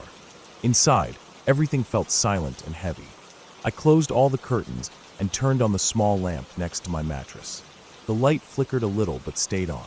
I sat there with my back against the cold wall, listening for any sounds outside. I heard nothing but my own breathing. That night I couldn't sleep. I lay awake staring at the ceiling, tracing the cracks in the plaster with my eyes. My mind kept going back to the person in the park and the one in the alley. Were they the same person? Why were they just standing there, staring without moving? Around 2 in the morning, I finally dozed off. I woke up again at dawn. My neck was stiff from sleeping against the wall. The light coming in from the edges of the curtains was pale and gray. I felt empty inside, like I hadn't really rested at all. I got up, washed my face in the small bathroom sink, and put on my work uniform again.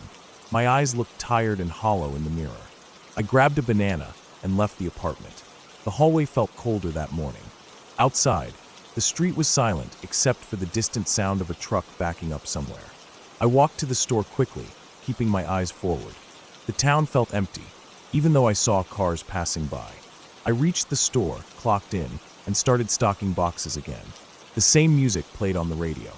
At lunch break, I sat on the milk crates in the back room, eating a stale sandwich I had packed. The manager walked past, giving me a nod. I finished quickly and got back to work. The day felt long and heavy. When my shift ended, I almost felt scared to leave. I didn't want to walk home alone again, but I had no choice. I stepped out into the afternoon sun, keeping my eyes on the ground as I walked. When I reached the park road, I felt my heart tighten. I forced myself not to look towards the park, but curiosity made me turn my head for a second. There was no one there. The swings moved slightly in the breeze. That night, when I was lying on my mattress, I heard something outside my window. A soft scraping sound. I sat up slowly, listening. The sound came again, like someone dragging their nails lightly across the window screen. I stood up and walked to the window, holding my breath. I pulled the curtain back quickly, but saw nothing.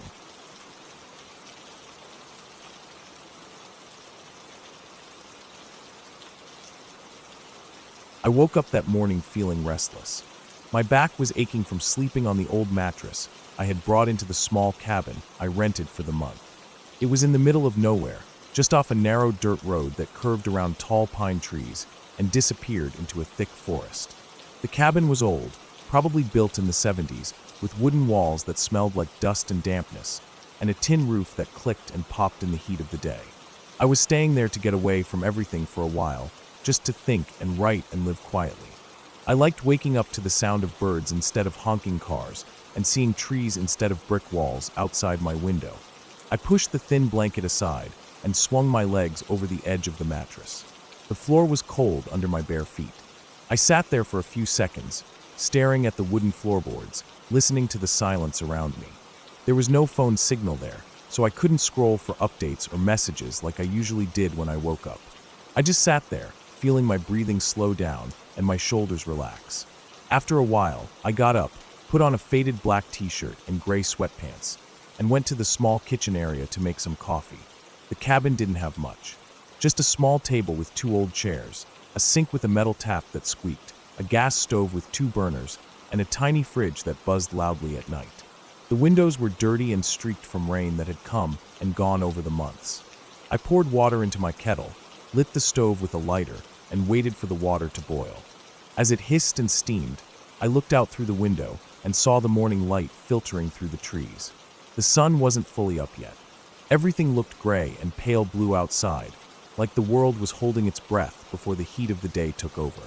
When the kettle screamed, I poured the water into my mug with instant coffee and stirred it slowly. The smell woke me up more than the taste ever did. I took my mug and stepped outside onto the small porch. The wooden planks creaked under my feet. I sat on the steps, feeling the cold air on my face. It felt good. I sipped the coffee, feeling its heat spread into my chest. I could hear birds calling to each other, and the soft rustle of leaves in the breeze. There was always a sense of quiet tension in those woods, like something was always moving out there, just out of sight. I stayed there for a long time, sipping the coffee slowly. After I finished, I went back in, washed the mug, and put on my shoes. They were old running shoes with frayed laces, but they were comfortable. I decided to go for a walk down the dirt road. It was something I did every morning since I came here. The dirt road curved past the cabin, went down a gentle slope, and disappeared into the forest.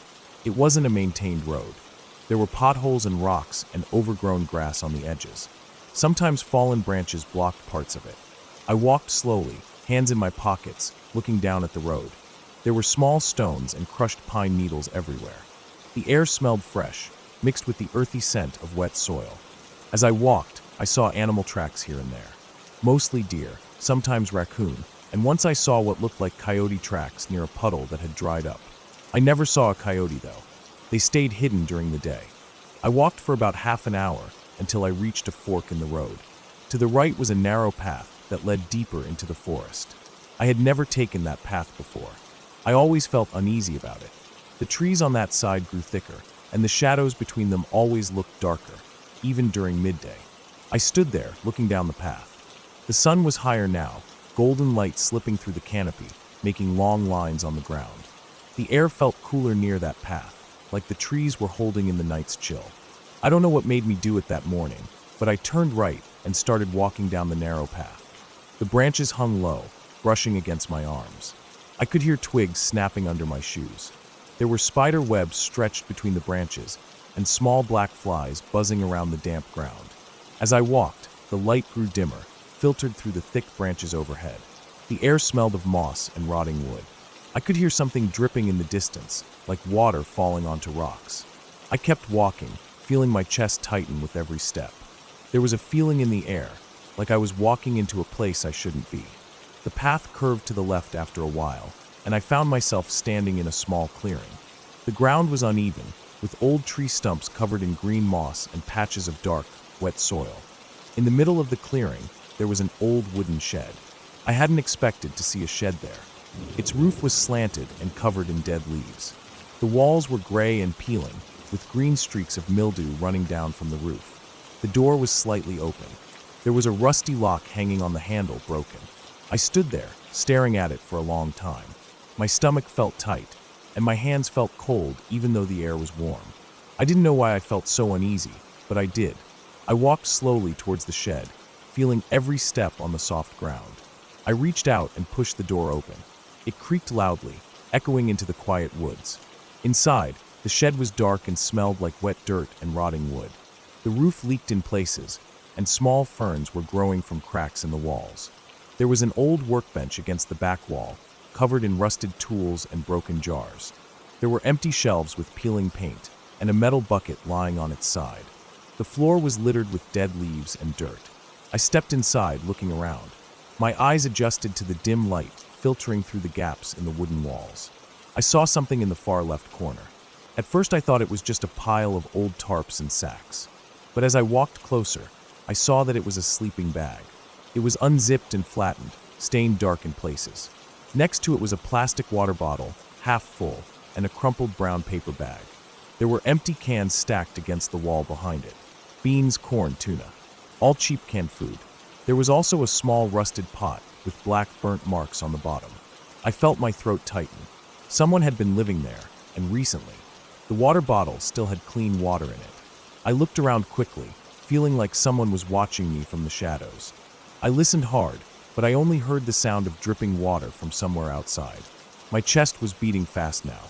I turned and walked out of the shed quickly, my feet crunching on the dead leaves. Outside, the clearing felt too quiet. I looked around, feeling the hairs on my arms stand up. I didn't like how it felt there. I didn't like that someone was living so close to my cabin without me knowing. I started walking back down the path, faster this time. My feet stumbled over roots and rocks, but I kept going. The shadows felt thicker around me, and the smell of rotting leaves was strong in my nose. When I reached the dirt road again, I stopped to catch my breath. My heart was still beating hard. I looked back down the path, but all I saw was darkness between the trees. I started walking back towards my cabin. My mind was racing with thoughts. Who was living there? Were they dangerous? Did they know I was staying nearby? Did they watch me walk past every day? The rest of that day, I stayed inside. I locked the cabin door and pulled the curtain closed. I sat at the small table, staring at the wood grain, feeling my chest tighten every time I heard a sound outside. The wind rustling the trees sounded like footsteps. The creak of the roof sounded like someone walking above me. I didn't make dinner that night. I just ate crackers and drank water, sitting in the dim light of my single lamp. When it got dark outside, I turned off the lamp and sat in the darkness. I didn't want whoever was out there to see the light from my window. I sat there for hours listening. The forest was alive with sounds at night. Crickets chirping, branches creaking, owls calling from somewhere far away. Every now and then I heard a rustle in the bushes near the cabin. My body tensed each time, and I held my breath until it went silent again. Eventually, I went to the mattress and lay down. I didn't take off my clothes. I pulled the thin blanket over myself and stared at the dark ceiling. My ears strained for every sound outside. I don't know when I fell asleep, but I woke up suddenly in the middle of the night. The air felt heavy and cold. I heard something outside the window. It was soft at first, like a foot scuffing against the dirt. Then I heard it again, closer to the window. My chest tightened so hard it hurt. I couldn't move. I just lay there, staring at the ceiling, my heart thudding in my ears. I heard the sound of breathing, slow and quiet, but heavy. It was coming from just outside the window. I squeezed my eyes shut, feeling my hands go numb. The breathing stayed there for what felt like forever. Then I heard footsteps slowly moving away from the window, crunching on the leaves and twigs outside. I lay there until the sky outside started to lighten with dawn. When morning came, I sat up slowly. My whole body was trembling. I felt cold sweat on my back. I got up, walked to the door, and slowly opened it. The morning air was cold and damp. I stepped outside and looked around.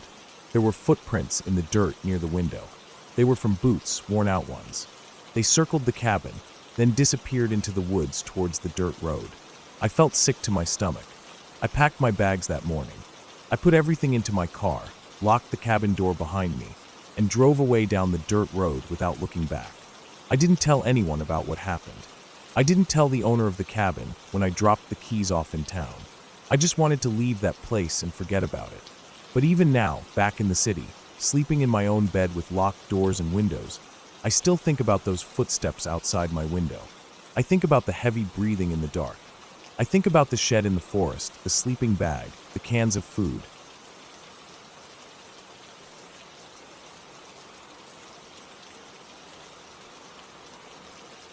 I didn't plan on staying at the rest stop that long. I only meant to pull in, stretch my legs, splash some water on my face, and get back on the road before sunset. I'd been driving for hours through the flat open land between states, chasing work and cheap motels. The old sedan I drove was getting too hot, and so was my head. I had my window down for hours, but the warm air was no help. So when I saw the sign for the rest area, I took the exit without thinking much about it. It was one of those small stops, just 2 picnic tables under a metal roof, a single bathroom made of cinder blocks, and a cracked parking lot. There was one other car there when I pulled in, a faded red pickup with rust along the fenders. I parked a few spots away. The sun was dropping low, but still threw hard light at the dry ground, making everything look washed out. I shut the door and stretched, feeling my spine crack. I glanced over at the pickup, but didn't see anyone inside or around. The engine was cold, windows rolled down, a couple empty fast food cups in the bed. I didn't think much of it. I headed for the bathroom first. The inside was what you'd expect. One flickering light overhead, smell of bleach barely covering up the mildew. I splashed water on my face and stared at myself in the cloudy mirror. My eyes looked bloodshot, skin splotchy from the heat. I pressed my hands against the cold sink and just stood there a while, trying to cool down. Back outside, the sun was lower now. The long shadows made the picnic area look less inviting, but I sat at one of the tables anyway. My back was stiff, and my hands were shaking a little from the long drive. I pulled my small cooler from the car, got out a bottle of water, and some old gas station sandwiches. I sat there and ate slowly, chewing while staring at the pickup. Still no sign of anyone. The wind picked up, carrying grit, and dry leaves across the lot.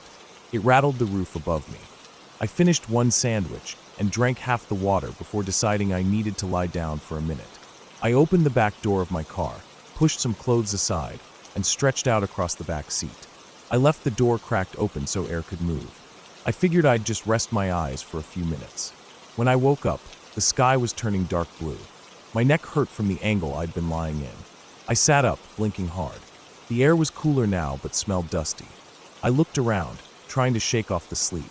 The red pickup was still there, hadn't moved an inch. I rubbed my eyes and climbed out of the car. I needed to pee again before hitting the road.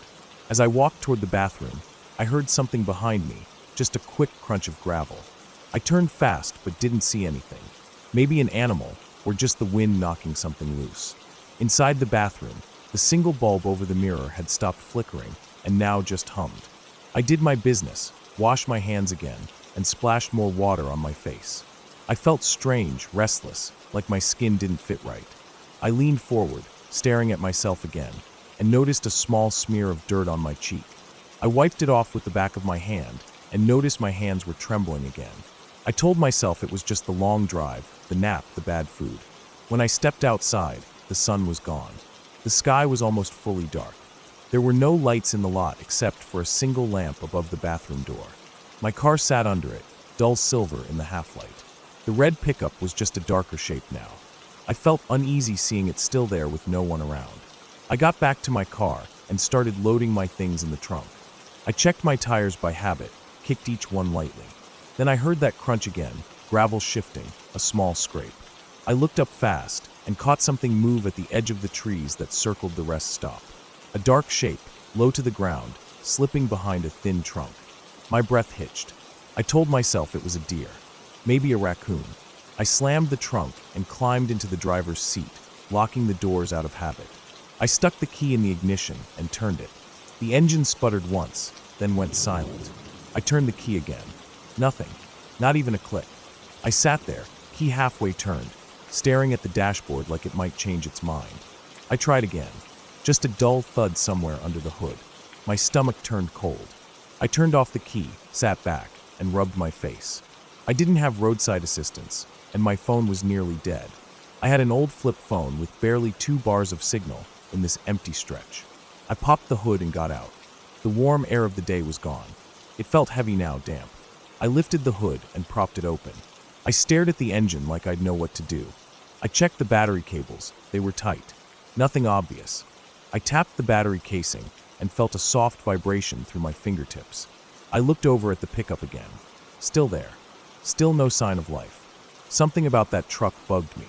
I kept glancing at it while fiddling with the battery. I thought about walking over, but the longer I stood there, the less I wanted to get close. There was something about how dead it looked. Doors unlocked, windows down, a stale smell drifting from it when the breeze shifted. I closed the hood quietly and walked back to the driver's seat. I shut the door and locked it again. I sat there in the dark, my eyes bouncing from my dead dashboard to the pickup. I pulled my phone from the cup holder. 2 bars. I dialed the roadside number printed on my old insurance card. It rang once, then cut out. I looked at the screen. No bars now. I tried to call again, but the phone beeped once and went black. Battery dead. I dropped it on the passenger seat and rubbed my forehead. I told myself I could sleep here till morning, flag someone down when the sun came up. I tilted the seat back and tried to get comfortable. The air inside the car felt hot, even with the cracked window. I thought about getting out to walk around, maybe clear my head, but every time I looked at the dark shape of the pickup, I stayed put. I must have dozed off because when I opened my eyes, it was darker. The lamp above the bathroom flickered, throwing shadows across the cracked pavement. My mouth was dry. My neck hurt again. I sat up slowly and froze. The driver's door on the pickup was open now. I hadn't heard anything. The inside light was dead, so all I could see was the door hanging wide, black-shaped where it should be shut. I stared at it so long my eyes watered. I listened but heard nothing except the wind rattling the metal roof over the picnic tables. I reached for the flashlight I kept in the glove box. I clicked it on and aimed it at the pickup. The beam bounced off the faded paint, caught the edge of the open door. Nothing moved. I couldn't see inside, too dark. My hands were slick with sweat. I told myself to stay calm. Maybe someone came back. Maybe they'd been in the trees. Maybe they just stepped away to piss in the woods, and now they were back. That's what I told myself, but my gut said otherwise. I shut off the flashlight, not wanting to draw more attention to my car. I sat there, my ears straining for anything. The wind died down and the night pressed in close. I felt like I could hear my own blood. Then another sound, a soft, slow shuffle on the gravel. It came from behind the pickup. I leaned forward, squinting through my windshield. I couldn't see anything past the truck's shape. My mind started running. Maybe someone was trying to siphon gas. Maybe they were drunk and looking for trouble. Maybe they were waiting to see if I'd get out. I stayed frozen like that for what felt like forever. The shuffling stopped. No more noise. I leaned back slowly, trying to steady my breathing. My fingers brushed the door lock, checking it again. Still down. I don't know how long I sat like that. 10 minutes, maybe 20. My back ached, legs stiff from being braced to run if I had to. Then I heard another sound, not from the pickup this time. Closer, from behind my car. A light tap, like a shoe on metal. I flinched so hard I hit my elbow on the window. I forced myself to look in the rear view. I couldn't see anything in the mirror, too dark. I thought about turning the flashlight on again, but didn't want to give away that I knew something was there. I sat dead still, trying to keep my breath quiet. Then a shadow moved across the bathroom light. Just a sliver of shape, but enough. Someone was crouched low by the back bumper, moving around my car. I could hear a faint scrape, metal on metal. I didn't breathe. I didn't move. The shadow slipped out of sight toward the passenger side. I waited, every muscle locked. I could feel my pulse thudding in my throat. Then the handle on the back passenger door rattled. Just once, soft but clear. I nearly lost it right then, but I stayed still. The handle rattled again, harder this time. I don't know what they expected. Maybe they thought I was asleep. Maybe they thought they'd get in easy. I pictured my trunk keys, the old tire iron under the seat. I wanted to grab it, but didn't dare move. The handle stopped rattling. Silence again. I waited, counting my breaths, fighting the urge to run. Then another sound, footsteps, soft but steady, moving around to the other side. I looked over at the driver's door, picturing the shadow standing there, inches away. I couldn't see them, but I knew they were there. I felt it, like the air changed around me. I pressed my hand over my mouth to keep my breath quiet. The footsteps stopped right by my door. I stared straight ahead, vision swimming. Then a knock. Just one sharp tap on the window beside my head. I jerked back like I'd been shocked. I squeezed my eyes shut, hoping they'd think I hadn't heard it. Another tap, harder. I couldn't sit there anymore. I reached down slow, feeling for the tire iron. My fingers found the cold metal. I wrapped my hand around it, trying to stop my shaking. The tapping stopped. Silence. I cracked my eyes open, listening. I heard the soft scuff of shoes moving away from my door, back toward the pickup. I shifted